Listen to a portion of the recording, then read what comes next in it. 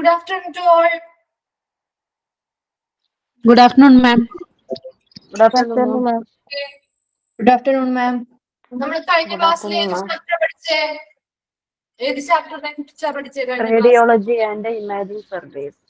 Yes, radiology and imaging service അല്ലെ. അതിൽ നമ്മള് ഇമേജിംഗ് ടെക്നോളജീസ് ഉപയോഗിച്ചിട്ടാണ് ഇവിടെ വർക്ക് നടക്കുന്നതെന്ന് പറഞ്ഞു അല്ലെ. ഇമേജിംഗ് ടെക്നോളജീസ് ആണ് യൂസ് ചെയ്യുന്നത്. ഇനി അതിൽ ഇമേജിംഗ് ടെക്നോളജീസ് 4 ടൈപ്പ് നമ്മൾ പഠിച്ചില്ലേ? ഏതൊക്കെയായിരുന്നു 4 type? X-ray, X-ray, CT scan, ultrasound, MRI. CT scan and MRI. Very good. 4 type നമ്മൾ പഠിച്ചു. എന്താ പഠിച്ചേ? ക്ലാസിഫിക്കേഷൻ ഓഫ് റേഡിയോളജിക്കൽ വർക്ക് പഠിച്ചു അല്ലെ. എന്താണ് റേഡിയോളജിയിലെ വർക്കിന്റെ ബേസിസിൽ 3 ഡിഫറെന്റ് ഏരിയാസ് ആയിട്ട് തിരിച്ചിട്ടുണ്ടെന്ന് പഠിച്ചു അല്ലെ. ഏതൊക്കെയാ പഠിച്ചത്? നമ്മുടെ ഡയഗ്നോസ്റ്റിക് റേഡിയോളജിയും പഠിച്ചു, ഇന്റർവെൻഷണൽ റേഡിയോളജിയും നോക്കി അല്ലെ. ബയോപ്സി പ്രൊസീജിയേഴ്സ് വരെയല്ലേ നിർത്തിയത്? ബയോപ്സി വരെയല്ലേ പറഞ്ഞു നിർത്തിയത്? അതെ. ഓക്കെ. ആൻജിയോപ്ലാസ്റ്റി എടുത്തിരുന്നു. ആൻജിയോപ്ലാസ്റ്റി ജസ്റ്റ് ഒന്ന് പറഞ്ഞല്ലേ ഉള്ളൂ അതിന്റെ ഭാഗമായിട്ട്. ഡീറ്റെയിൽഡ് ആയിട്ട് പറയാം കേട്ടോ. അപ്പൊ ഇന്റർവെൻഷണൽ ആൻഡ് റേഡിയോളജി മുതൽ ഒന്നും കൂടി നന്നായിട്ട് ഡീറ്റെയിൽഡ് ആയിട്ട് നമുക്ക് പറയാം. ഓക്കെ, അപ്പൊ നമ്മൾ ക്ലാസ് സ്റ്റാർട്ട് ചെയ്യാണ്. ഓൾ മ്യൂട്ട് കൊടുക്കുകയാണ്. അപ്പൊ നിങ്ങൾ ഡൗട്ട്സോ കാര്യങ്ങളോ അല്ലെങ്കിൽ പിന്നെ ഒന്നും കൂടി റിപ്പീറ്റ് ചെയ്യുന്ന വേണമെന്നുണ്ടെങ്കിൽ നിങ്ങളൊന്ന് മെസ്സേജ് ചെയ്താൽ മതി കേട്ടോ. ഓക്കെ, അല്ലാന്നുണ്ടെങ്കിൽ നമുക്ക് ലാസ്റ്റ് ഒരു 10 minutes നമുക്ക് എന്ത് ചെയ്യാം, ഈ മൊത്തം ഇന്ന് പഠിപ്പിച്ച എല്ലാ കാര്യങ്ങളും മൊത്തത്തിൽ ഒന്ന് ഡിസ്കസ് ചെയ്ത് ഡൗട്ട്സ് ക്ലിയർ ചെയ്ത് വിടാം. ക്ലിയർ?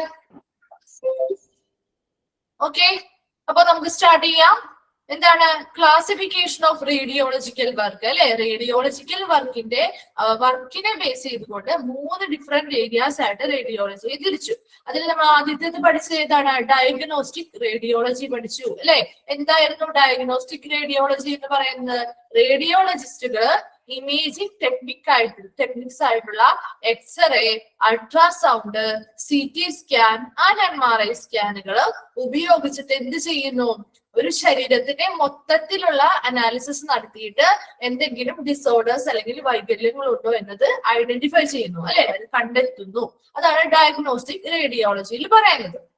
ഓക്കെ, ഇന്റർവെൻഷണൽ റേഡിയോളജിയിൽ വരുമ്പോ അവിടെ എന്താണ് വ്യത്യാസം വരുന്നത്? ഒന്നാമത്തെ വ്യത്യാസം എന്ന് പറഞ്ഞാൽ എന്താ? ഇവിടെ ഡയഗ്നോസിസ് അല്ലെങ്കിൽ ഇവിടെ ഡയഗ്നോസിസും ട്രീറ്റ്മെന്റും കൊടുക്കുന്നുണ്ട് അല്ലെ. അപ്പൊ രണ്ടും തമ്മിൽ ഒത്തിരി വ്യത്യാസമുണ്ട്. ഡയഗ്നോസ്റ്റിക് റേഡിയോളജിയിൽ അവിടെ ശരീരത്തിലെ മൊത്തത്തില് അനലൈസ് ചെയ്തിട്ട് എവിടെയാണോ ആ ഒരു ഡിസോർഡർ ഉള്ളത് അല്ലെങ്കിൽ എന്ത് വൈകല്യങ്ങളാണ് ഉള്ളത് എന്നുള്ളത് ഐഡന്റിഫൈ ചെയ്യുക മാത്രമാണ് ഡയഗ്നോസ്റ്റിക് റേഡിയോളജി ഏരിയയിൽ ചെയ്യുന്നത്. എന്നാൽ ഇന്റർവെൻഷണൽ റേഡിയോളജി ഏരിയയിൽ വരുമ്പോ അവിടെ ഡയഗ്നോസ്റ്റിക് പ്രൊസീജിയറും നടക്കുന്നുണ്ട്, ട്രീറ്റ്മെന്റും കൊടുക്കുന്നുണ്ട്. ഓക്കെ, രണ്ടാമത്തെ ഒരു വ്യത്യാസം എന്ന് പറയുന്നത് റേഡിയോളജി, ഇന്റർവെൻഷണൽ റേഡിയോളജി ഒരു മിനിമലി ഇൻവേസീവ് പ്രൊസീജിയർ ആണ്. എന്താണ് ഇൻവേസീവ് എന്ന് പറഞ്ഞാൽ? ഇൻവേസീവ് മുറിവുണ്ടാകുന്ന അല്ലെ, ചെറിയ രീതിയിൽ മുറിവുകളോ കാര്യങ്ങളോ ഒക്കെ ഈ ഇന്റർവെൻഷണൽ റേഡിയോളജി ഭാഗമായിട്ട് ഉണ്ടാകുന്നുണ്ട്. എന്നാൽ ഡയഗ്നോസ്റ്റിക് റേഡിയോളജിയിൽ നോൺ ഇൻവേസീവ് ആണ്. അവിടെ മുറിവുകളോ കാര്യങ്ങളോ ഒന്നും ഉണ്ടാകുന്നില്ല. മറിച്ച് എന്താണ്, ഇങ്ങനെയുള്ള എന്തെങ്കിലും ഡിസോർഡേഴ്സ് ഉണ്ടെന്നുണ്ടെങ്കിൽ അത് ഐഡന്റിഫൈ ചെയ്യുക മാത്രം ചെയ്യുന്നു. ഓക്കെ, അപ്പൊ ഇന്റർവെൻഷണൽ റേഡിയോളജിയിൽ വരുമ്പോൾ അതൊരു മിനിമലി ഇൻവേസീവ് ആയിട്ടുള്ള ഒരു പ്രൊസീജിയർ ആണ്. ചെറിയ മുറിവുകളോ അല്ലെങ്കിൽ ചെറിയ ദ്വാരങ്ങളോ ഒക്കെ ശരീരത്തിൽ ഉണ്ടാകുന്നുണ്ട് ഇതിന്റെ പ്രൊസീജിയറിന്റെ ഭാഗമായിട്ട്. ഓക്കെ, അപ്പൊ ഇത് എന്താണ്? ഇതൊരു ടെക്നിക്കാണ് അല്ലെ. നോൺ ഇൻവേസീവ് ഇന്റർവെൻഷണൽ ടെക്നിക്കാണ്. That is non surgical treatments. എന്താണ്? വലിയ രീതിയിലുള്ള സർജറീസോ കാര്യങ്ങളോ ഒന്നും ഇവിടെ പ്രൊസീജിയറിൽ നടക്കുന്നില്ല. എന്നാൽ കൂടി ചെറിയ മുറിവുകളോ ദ്വാരങ്ങളോ ഉണ്ടാക്കി, ശരീരത്തിൽ ചെറിയ മുറിവുകളോ ദ്വാരങ്ങളോ ഉണ്ടാക്കിയാണ് ഈ പ്രൊസീജിയേഴ്സ് കൂടുതലും ചെയ്യുന്നത്. എന്താണ് ഇവിടെ ചെയ്യുന്നത്? To diagnose and treat patients അല്ലെ. ആളുകൾക്ക് എന്താണ് രോഗനിർണയം നടത്തുകയും അതുപോലെ തന്നെ എന്ത് ചെയ്യുന്നു? ട്രീറ്റ്മെന്റുകളും പ്രൊവൈഡ് ചെയ്യുന്നു. ഓക്കെ, ഇനി ഇന്റർവെൻഷണൽ റേഡിയോളജിയിൽ വരുന്ന കുറച്ച് പ്രൊസീജിയേഴ്സ് ആണ് നമ്മൾ നോക്കിയിരുന്നത്. മേജർ പ്രൊസീജിയേഴ്സ് 4 എണ്ണമാണ് പറയുന്നത്. ഏതൊക്കെയായിരുന്നു? Imaging and treatment of blood vessels, that is angiography എന്ന് പറഞ്ഞു. രണ്ടാമത്തേത് പറഞ്ഞത് ഏതായിരുന്നു പ്രൊസീജിയർ? Biopsy procedure. മൂന്നാമത്തേത് ഏതാ? Cardiac catheterisation. And fourth point ആണ് എന്താണ്? Fourth procedure angioplasty, that is balloon dilation of blood vessels. Okay, അപ്പൊ അതിൽ imaging and treatment of blood vessels അല്ലെ, അതിന് ആൻജിയോഗ്രഫി അല്ലെങ്കിൽ ആൻജിയോഗ്രാം എന്ന് നമ്മൾ പറയുന്നു. അപ്പൊ ആൻജിയോഗ്രഫി അല്ലെങ്കിൽ ആൻജിയോഗ്രാം എന്താണെന്ന് നിങ്ങൾ ചോദിച്ചാൽ എന്ത് എഴുതുക? Imaging and treatment of blood vessels തന്നെ എഴുതിയാൽ മതി. കാരണം നിങ്ങൾക്ക് അത്രയും മാത്രമേ പഠിക്കാനുള്ളൂ. അപ്പൊ പക്ഷെ നമ്മൾ അറിഞ്ഞിരിക്കണം അല്ലെ, അത് എന്താണ് ആൻജിയോപ്ലാസ്റ്റിയും ആൻജിയോഗ്രഫിയും തമ്മിലുള്ള വ്യത്യാസം നിങ്ങൾ അറിഞ്ഞിരിക്കേണ്ടതുണ്ട്. അപ്പൊ ആൻജിയോഗ്രഫി എന്ന് പറഞ്ഞത് എന്താണെന്നാണ് നമ്മൾ പറഞ്ഞത്? ബ്ലഡ് വെസൽ അല്ലെ, ശരീരത്തിലുള്ള ബ്ലഡ് വെസൽസിന്റെ ഉള്ളിലുള്ള ഇമേജുകൾ അല്ലെ, ശരീരത്തിലെ ബ്ലഡ് വെസൽസ് അതിനുള്ളിലുള്ള ഇമേജ് എടുക്കുന്ന ഒരു പ്രോസസ്സാണ് അല്ലെങ്കിൽ ചിത്രം എടുക്കുന്ന ഒരു പ്രോസസ്സാണ് എന്ന് പറയുന്നത് ആൻജിയോഗ്രഫി എന്ന് പറയുന്നത്. ഓക്കെ, ആ പ്രോസസ് അല്ലെങ്കിൽ ആ ഒരു ഇമേജിനെ ബേസ് ചെയ്തുകൊണ്ട് നമുക്ക് എന്ത് ചെയ്യാൻ പറ്റും? ട്രീറ്റ്മെന്റുകൾ കൊടുക്കാൻ പറ്റും അല്ലെ.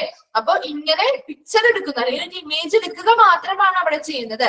അവിടെ ആ ആൻജിയോഗ്രഫി എന്ന് പറയുന്ന ഒരു പ്രൊസീജിയറിൽ ട്രീറ്റ്മെന്റ് കൊടുക്കുന്നില്ല കേട്ടോ.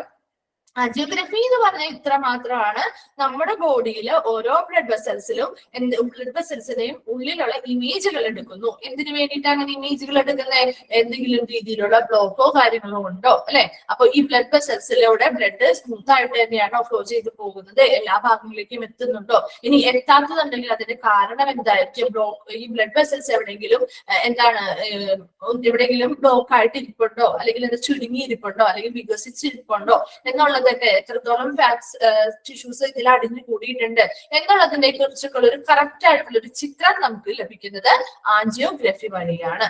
ഓക്കെ, ഇനി ബയോപ്സി എന്ന് പറഞ്ഞാൽ നമ്മൾ എന്താ ബയോപ്സി പറഞ്ഞാൽ കൂടുതലും നമ്മൾ ബയോപ്സി എന്തിനെ പറ്റി കേട്ടിരിക്കുന്നത്? ക്യാൻസർ ട്രീറ്റ്മെന്റിന്റെ ഭാഗമായിട്ട് അല്ലെ, അല്ലെങ്കിൽ ക്യാൻസർ സ്ഥിരീകരിക്കാനൊക്കെ നമ്മൾ ബയോപ്സി പ്രൊസീജിയേഴ്സ് ചെയ്യാറുണ്ട്. അപ്പൊ ഈ ബയോപ്സി എന്ന് പറയുന്ന പ്രൊസീജിയർ പ്രധാനമായിട്ടും ഇപ്പൊ നമ്മൾക്ക് എന്തെങ്കിലും ഒരു സംശയം തോന്നുന്നു, ഇപ്പൊ നമുക്ക് നമ്മുടെ ബോഡിയിൽ എന്തെങ്കിലും ഒരു ഭാഗത്ത് എന്തെങ്കിലും ഒരു രോഗത്തിന്റെ ഒരു സംശയം അതുണ്ടോ എന്നുള്ളത് ഒരു സംശയമുണ്ട്. അപ്പൊ ഇപ്പൊ ഒരു പുഴയോ കാര്യങ്ങളോ എന്തെങ്കിലും വന്നു കഴിഞ്ഞാൽ നമുക്കൊരു ഡൗട്ട്സ് വരില്ലേ, അതാണോ ക്യാൻസർ ആണോ അല്ലെങ്കിൽ മറ്റെന്തെങ്കിലും ആണോ എന്നുള്ള ഡൗട്ട് വരും.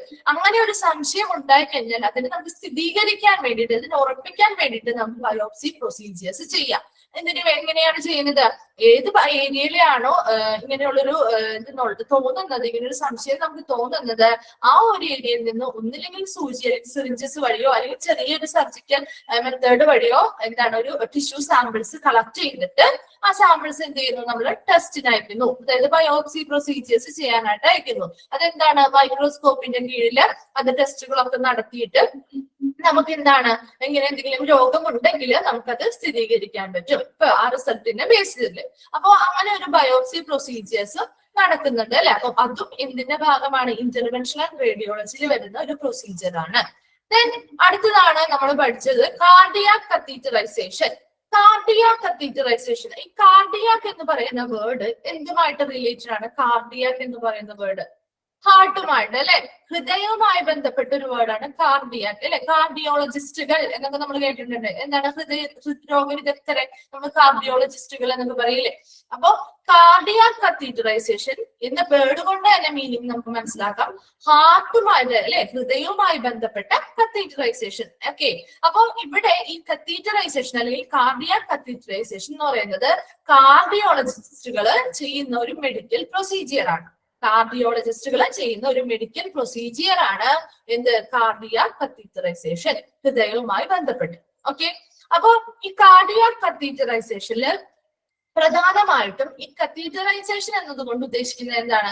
ചെറിയ ട്യൂബ് പോലെയുള്ള കുഴലുകളെയാണ് നമ്മൾ കത്തീറ്റർ എന്ന് പറയുന്നത് അല്ലെ. ബ്ലഡ് വെസൽസിലൂടെ കടത്തിവിടാൻ പറ്റുന്ന രീതിയിലുള്ള ചെറിയ സ്മോൾ ട്യൂബ്, പ്ലാസ്റ്റിക് ട്യൂബ്സ് ആണ് നമ്മൾക്കെന്ന് പറയുന്നത് കത്തീറ്റർ എന്ന് പറയുന്നത്. ഇനി ഈ കത്തീറ്ററൈസേഷൻ എന്ന് പറയുന്ന ഒരു പ്രോസസ്സ് നടക്കുന്നത് ഒരു പ്രത്യേക മെഷീനറീസും എക്യുപ്മെന്റ്സും കാര്യങ്ങളും ഉള്ള ഒരു ലാബിലാണ്. ആ ലാബിനെ വിളിക്കുന്ന പേരാണ് കാത്ത് ലാബ്. ഓക്കെ, ഈ കാത്ത് ലാബിലാണ് ഈ കാർഡിയാക് കത്തീറ്ററൈസേഷൻ നടക്കുന്നത്. ഇത് നിങ്ങൾക്ക് ജസ്റ്റ് മനസ്സിലാക്കാൻ വേണ്ടി പറയുന്നതാണ് കേട്ടോ. ഇപ്പൊ കാർഡിയാക് കത്തീറ്ററൈസേഷൻ എന്താണെന്ന് ക്വസ്റ്റ്യൻ ഉണ്ടാവില്ല. ഇതിൽ വരുന്ന പ്രൊസീജിയേഴ്സ് ഏതാണെന്നുള്ളത് മാത്രമേ ചോദിക്കുള്ളൂ. പക്ഷെ ആൻജിയോപ്ലാസ്റ്റിയും ആൻജിയോഗ്രാമിനെയും പറ്റിയും അവർ ഓൾറെഡി ഓരോ പോയിന്റ്സ് കൊടുത്തിട്ടുണ്ട് എന്താണെന്നുള്ളത്, അത് ചോദിക്കാം. പക്ഷെ കാർഡിയാക് കത്തീറ്ററൈസേഷനെ പറ്റി എന്താണെന്ന് ചോദിക്കില്ല. പക്ഷെ നിങ്ങൾ അത് മനസ്സിലാക്കിയിരിക്കണം. ഓക്കെ, അപ്പൊ അതുകൊണ്ടാണ് നമ്മൾ പറഞ്ഞു തരുന്നത് ഈ കാർഡിയാക് കത്തീറ്ററൈസേഷൻ എപ്പോഴും ഈ കത്തീറ്റർ എന്ന് പറയുന്നത് ഒരു പ്ലാസ്റ്റിക് ട്യൂബ് ആണെന്ന് പറഞ്ഞു അല്ലെ. ബ്ലഡ് വെസൽസിലൂടെ കടത്തിവിടാൻ പറ്റുന്ന ഒരു ചെറിയ വളരെ നാരോ ആയിട്ടുള്ള പ്ലാസ്റ്റിക് ട്യൂബ്സ് ആണ്. അപ്പൊ ഇത് ഈ ഒരു പ്രൊസീജിയർ ഇങ്ങനെ കടത്തിവിടുന്ന ആ ഒരു പ്രൊസീജിയർ നടക്കുന്നത് ഏത് ലാബിൽ വെച്ചിട്ടാ? കാത്ത് ലാബ് എന്ന് പറയുന്ന സ്പെഷ്യൽ ആയിട്ടുള്ള ഒരു ലാബാണ്. അവിടെ അതിൻ്റെതായിട്ടുള്ള എക്യുപ്മെന്റ്സും കാര്യങ്ങളും എല്ലാം ഉണ്ടാവും. അപ്പൊ ഈ കാത്ത് ലാബിൽ വെച്ചിട്ട് ഇങ്ങനെ ഒരു കത്തീറ്ററൈസേഷൻ ആരുടെ നേതൃത്വത്തിൽ നടക്കുന്നു? ഈ കാർഡിയോളജിസ്റ്റുകളുടെ നേതൃത്വത്തിൽ ഈ ഒരു പ്രൊസീജിയർ നടക്കുന്നുണ്ട്. ഇത് പ്രധാനമായിട്ടും ഈ കാർഡിയാക് കത്തീറ്ററൈസേഷൻ ഉപയോഗിക്കുന്നത് ബ്ലഡ് വെസൽസിൽ, അതായത് ഹാർട്ടിലോട്ട് വരുന്ന ബ്ലഡ് വെസൽസിൽ എന്തെങ്കിലും രീതിയിലുള്ള ബ്ലോക്കുകൾ ഉണ്ടാവുകയാണെങ്കിൽ അതിനെ ആ പ്രോബ്ലം ഒഴിവാക്കാൻ വേണ്ടിയിട്ട്, ബ്ലോക്കുകൾ ഉണ്ടെങ്കിൽ അതിനെ മാറ്റാൻ വേണ്ടിയിട്ട് ഈ കാർഡിയാക് കത്തീറ്ററൈസേഷൻ ഉപയോഗിക്കാറുണ്ട്. രണ്ടാമതായി വരുന്നത് പേസ് മേക്കേഴ്സ്.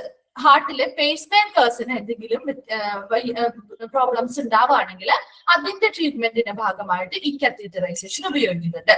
അതുപോലെ തന്നെ ഹാർട്ടിലെ വാൽവുകളിലെ ആ വാൽവ്സിന് എന്തെങ്കിലും പ്രോബ്ലംസ് ഉണ്ടാവുകയാണെങ്കിലും ഈ കാർഡിയാക് കത്തീറ്ററൈസേഷൻ ഉപയോഗിച്ചാണ് അത് പ്രധാനമായിട്ടും സോൾവ് ചെയ്യുന്നത്. ഇനി മേജർ ആയിട്ട് വളരെ വലിയ രീതിയിലുള്ള പ്രോബ്ലംസ് ഒക്കെ ഉണ്ടാവുകയാണെങ്കിൽ ഓപ്പൺ സർജറീസ് ഒക്കെ ചെയ്യും.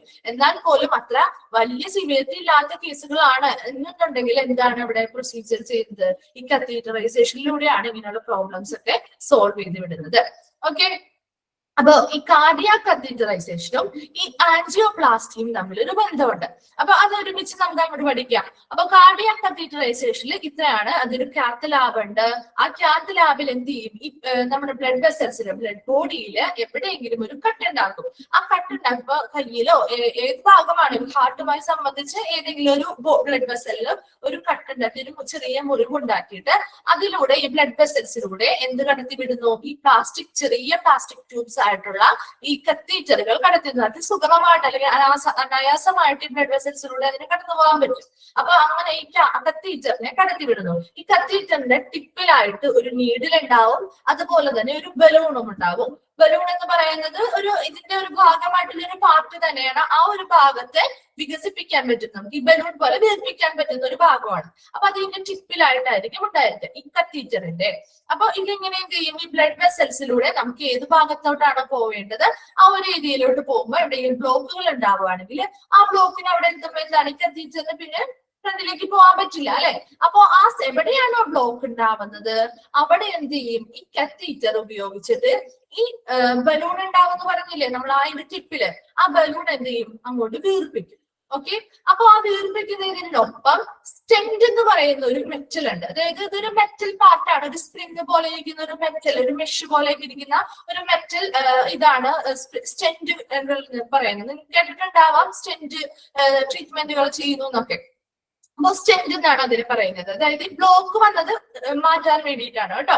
അപ്പൊ ഈ സ്റ്റെന്റുകള് ഈ ബലൂൺ വീർക്കുന്നതിനോടൊപ്പം ഈ സ്റ്റെന്റുകള് ചെറുതായി കത്തീറ്ററിൽ ചെറുതായിട്ടിരുന്ന ഈ സ്റ്റെന്റുകള് ബലൂൺ വീർക്കുന്നതിന്റെ മുകളിലൂടെ ഈ സ്റ്റെന്റ് വീർക്കുന്നു. അപ്പൊ എന്തായി? ഇങ്ങനെ അടഞ്ഞിരുന്ന ബ്ലഡ് വെസൽ എങ്ങനെയായി? ഓപ്പൺ ആയി, അല്ലെ? കുറച്ചും കൂടി വികസിച്ചു. ഈ ബലൂൺ വീർക്കുന്നതിന്റെ അത്രയും എന്ത് ചെയ്യും? ഡയലേറ്റ് ചെയ്തു അല്ലെങ്കിൽ വികസിച്ചു. അപ്പൊ അങ്ങനെ വികസിച്ചു കഴിയുമ്പോ എന്താണ്? അവിടെ ആ ബ്ലഡ് വെസൽ കുറച്ചും കൂടി വികസിച്ചല്ലേ ഇരിക്കുന്നത്. അപ്പൊ അതിനോടൊപ്പം തന്നെ ഈ ബലൂണിനോടൊപ്പം തന്നെ സ്റ്റെന്റും വികസിച്ചിട്ടില്ലേ? അപ്പൊ ഈ സ്റ്റെന്റ് അതുപോലെ തന്നെ ഇരിക്കും, ബലൂൺ എന്ത് ചെയ്യും? പിന്നീട് ചുരുങ്ങും. ഓക്കെ, അപ്പൊ ആ സ്റ്റെന്റ് എന്താവും? സ്റ്റെന്റ് മാത്രമേ പക്ഷെ ചുരുങ്ങിയില്ല, ബലൂൺ മാത്രം ചുരുങ്ങി ഇങ്ങോട്ട് പോകും. അപ്പൊ എന്ത് ചെയ്യും? ആ ഏത് വശത്താണോ ആ ബ്ലഡ് വെസലിന് ബ്ലോക്ക് ഉണ്ടായിരുന്നത്, എവിടെയാണോ അത് ചുരുങ്ങിയിരുന്നത്, ആ സ്ഥലത്ത് എവിടെ വന്നു? എന്ത് വന്നു? സ്റ്റെന്റ് വന്നു, അല്ലെ? സ്റ്റെന്റ് വന്നത് കൊണ്ട് തന്നെ പിന്നീട് ആദ്യത്തെ പോലെ ചുരുങ്ങി പോകാനായിട്ട് അതിന് പറ്റില്ല. ഓക്കെ, അപ്പൊ അവിടെ എന്താണ്? അങ്ങനെ ഒരു ബ്ലോക്ക് ഉണ്ടായിരുന്ന ആ ഒരു ഭാഗം മാറ്റാൻ പറ്റിയില്ലേ? ഇങ്ങനെ ബലൂൺസ് ഉപയോഗിച്ച്, അതായത് കത്തീറ്ററിലുള്ള ബലൂൺസ് ഉപയോഗിച്ചിട്ട് ബ്ലഡ് വെസൽസിനെ ഡയലേറ്റ് ചെയ്യുക അല്ലെങ്കിൽ വികസിപ്പിച്ച് അവിടെ സ്റ്റെന്റുകൾ സ്ഥാപിക്കുന്ന ആ ഒരു പ്രൊസീജിയറിനെ പറയുന്ന പേരാണ് ആൻജിയോപ്ലാസ്റ്റി എന്ന് പറയുന്നത്. ഓക്കെ, ക്ലിയർ ആയോ? ആൻജിയോപ്ലാസ്റ്റി എന്ന് പറയുന്നതും എന്താണ്? ഈ കാർഡിയാക് കത്തീറ്ററൈസേഷനിൽ വരുന്ന ഒരു ഭാഗം തന്നെയാണ്, അല്ലെ? ഒരു പ്രൊസീജിയർ തന്നെയാണ്. അപ്പൊ അതിൽ ആൻജിയോപ്ലാസ്റ്റി എന്ന് പറയുന്നത് എന്താ? ഈ കത്തീറ്റർ ഉപയോഗിച്ചിട്ട് എവിടെയാണോ ബ്ലോക്ക് ഉള്ളത് ആ സ്ഥലത്തെത്തുമ്പോൾ അതിന്റെ ടിപ്പിലുള്ള ബലൂൺ എന്ത് ചെയ്യും? ബലൂൺ വീർക്കുന്നതിനോടൊപ്പം ഈ കത്തീറ്ററിന് മുകളിലുള്ള ഈ സ്റ്റെന്റുകളും ഈ ബലൂൺ വീർക്കുന്നതിനോടൊപ്പം വീർക്കുന്നു. അപ്പൊ ഈ ചുരുങ്ങിയ ഇരിക്കുന്ന ആ ഒരു ബ്ലഡ് വെസൽ എന്ന് പറയുന്നത് എങ്ങനെയാവും? വികസിക്കും, അല്ലെ? വികസിക്കുമ്പോൾ ഈ സ്റ്റെന്റുകളും എന്ത് ചെയ്യും? ഈ ബലൂൺ വികസിക്കുന്നതിനോടൊപ്പം വികസിക്കുന്നുണ്ട്. പക്ഷെ ബലൂൺ ചുരുങ്ങിയാലും ഈ സ്റ്റെന്റ് എന്ത് ചെയ്യില്ല, ചുരുങ്ങില്ല, അങ്ങനെ വികസിച്ച് തന്നെ ഇരിക്കുള്ളൂ. അപ്പൊ അവിടുത്തെ ആ ബ്ലോക്ക് ക്ലിയർ ആയില്ലേ? ചുരുങ്ങിയിരിക്കുന്ന ബ്ലഡ് വെസലിന് പിന്നീട് ചുരുങ്ങാൻ പറ്റുമോ ഈ സ്റ്റെന്റ് ഉള്ളത് കൊണ്ട്? ഇല്ല. അപ്പൊ ഈ സ്റ്റെന്റുകള് അങ്ങനെയാണ് ബ്ലോക്ക് മാറ്റാൻ സഹായിക്കുന്നത്. ഓക്കെ, അപ്പൊ സ്റ്റെന്റുകൾ എവിടെയാണോ ബ്ലോക്ക് ഉള്ളത് അവിടെ സ്റ്റെന്റുകൾ സ്ഥാപിച്ചിട്ട് ബ്ലോക്ക് മാറ്റുന്നു. അതിന്റെ ആ ഒരു പ്രൊസീജിയറിനെയാണ്, അതായത് ബലൂൺസ്, അതായത് ഈ കത്തീറ്ററിന്റെ തുമ്പത്തുള്ള ബലൂൺസ് ഉപയോഗിച്ചിട്ട് ബ്ലഡ് വെസൽസിനെ ഡയലേറ്റ് ചെയ്യുന്നു അല്ലെങ്കിൽ വികസിപ്പിക്കുന്ന ആ ഒരു പ്രോസസ്സ്, അല്ലെങ്കിൽ സ്റ്റെന്റുകൾ കൊണ്ട് ആ ഒരു എന്താണ് ബ്ലോക്കിനെ ക്യൂർ ചെയ്യാൻ പറ്റും അല്ലെ, ട്രീറ്റ്മെന്റ് കൊടുക്കുന്ന ആ ഒരു പ്രോസസ്സിനെയാണ് നമ്മൾ ആൻജിയോപ്ലാസ്റ്റി എന്ന് പറയുന്നത്. അപ്പൊ രണ്ടും തമ്മിലൊരു വ്യത്യാസമില്ലേ? ആൻജിയോഗ്രഫിയും ആൻജിയോപ്ലാസ്റ്റിയും തമ്മിൽ വ്യത്യാസമില്ലേ? മാറിപ്പോകരുത്, എപ്പോഴും തെറ്റിപ്പോകുന്ന ഒരു കാര്യമാണ്. ആൻജിയോഗ്രഫി എന്ന് പറയുന്നത് എന്താ? ബ്ലഡ് വെസൽസിനെ ഇമേജ് എടുക്കുന്ന പ്രക്രിയയാണ്. എന്നാൽ ആൻജിയോപ്ലാസ്റ്റിയിൽ വരുമ്പോൾ അതൊരു ട്രീറ്റ്മെന്റ് ആണ് അല്ലെ, അതൊരു ട്രീറ്റ്മെന്റ് ആണ്, ബ്ലോക്കുകൾ മാറ്റുന്ന ഒരു ട്രീറ്റ്മെന്റ് ആണ്. ഇനി ഈ ആൻജിയോപ്ലാസ്റ്റിയില് 1, 2, 3 മാക്സിമം 3 ബ്ലോക്കുകൾ വരെയാണ് നമുക്ക് ആൻജിയോപ്ലാസ്റ്റി വഴി ട്രീറ്റ്മെന്റ് കൊടുക്കാൻ പറ്റുള്ളൂ. അതേസമയം 3-ൽ കൂടുതൽ ബ്ലോക്കുകളൊക്കെ ഉണ്ടെങ്കിൽ നമ്മൾ എന്താ ഓപ്പൺ സർജറി ആയിട്ടുള്ള ബൈപ്പാസ് സർജറീസ് ആണ് ചെയ്യുന്നത് കേട്ടോ.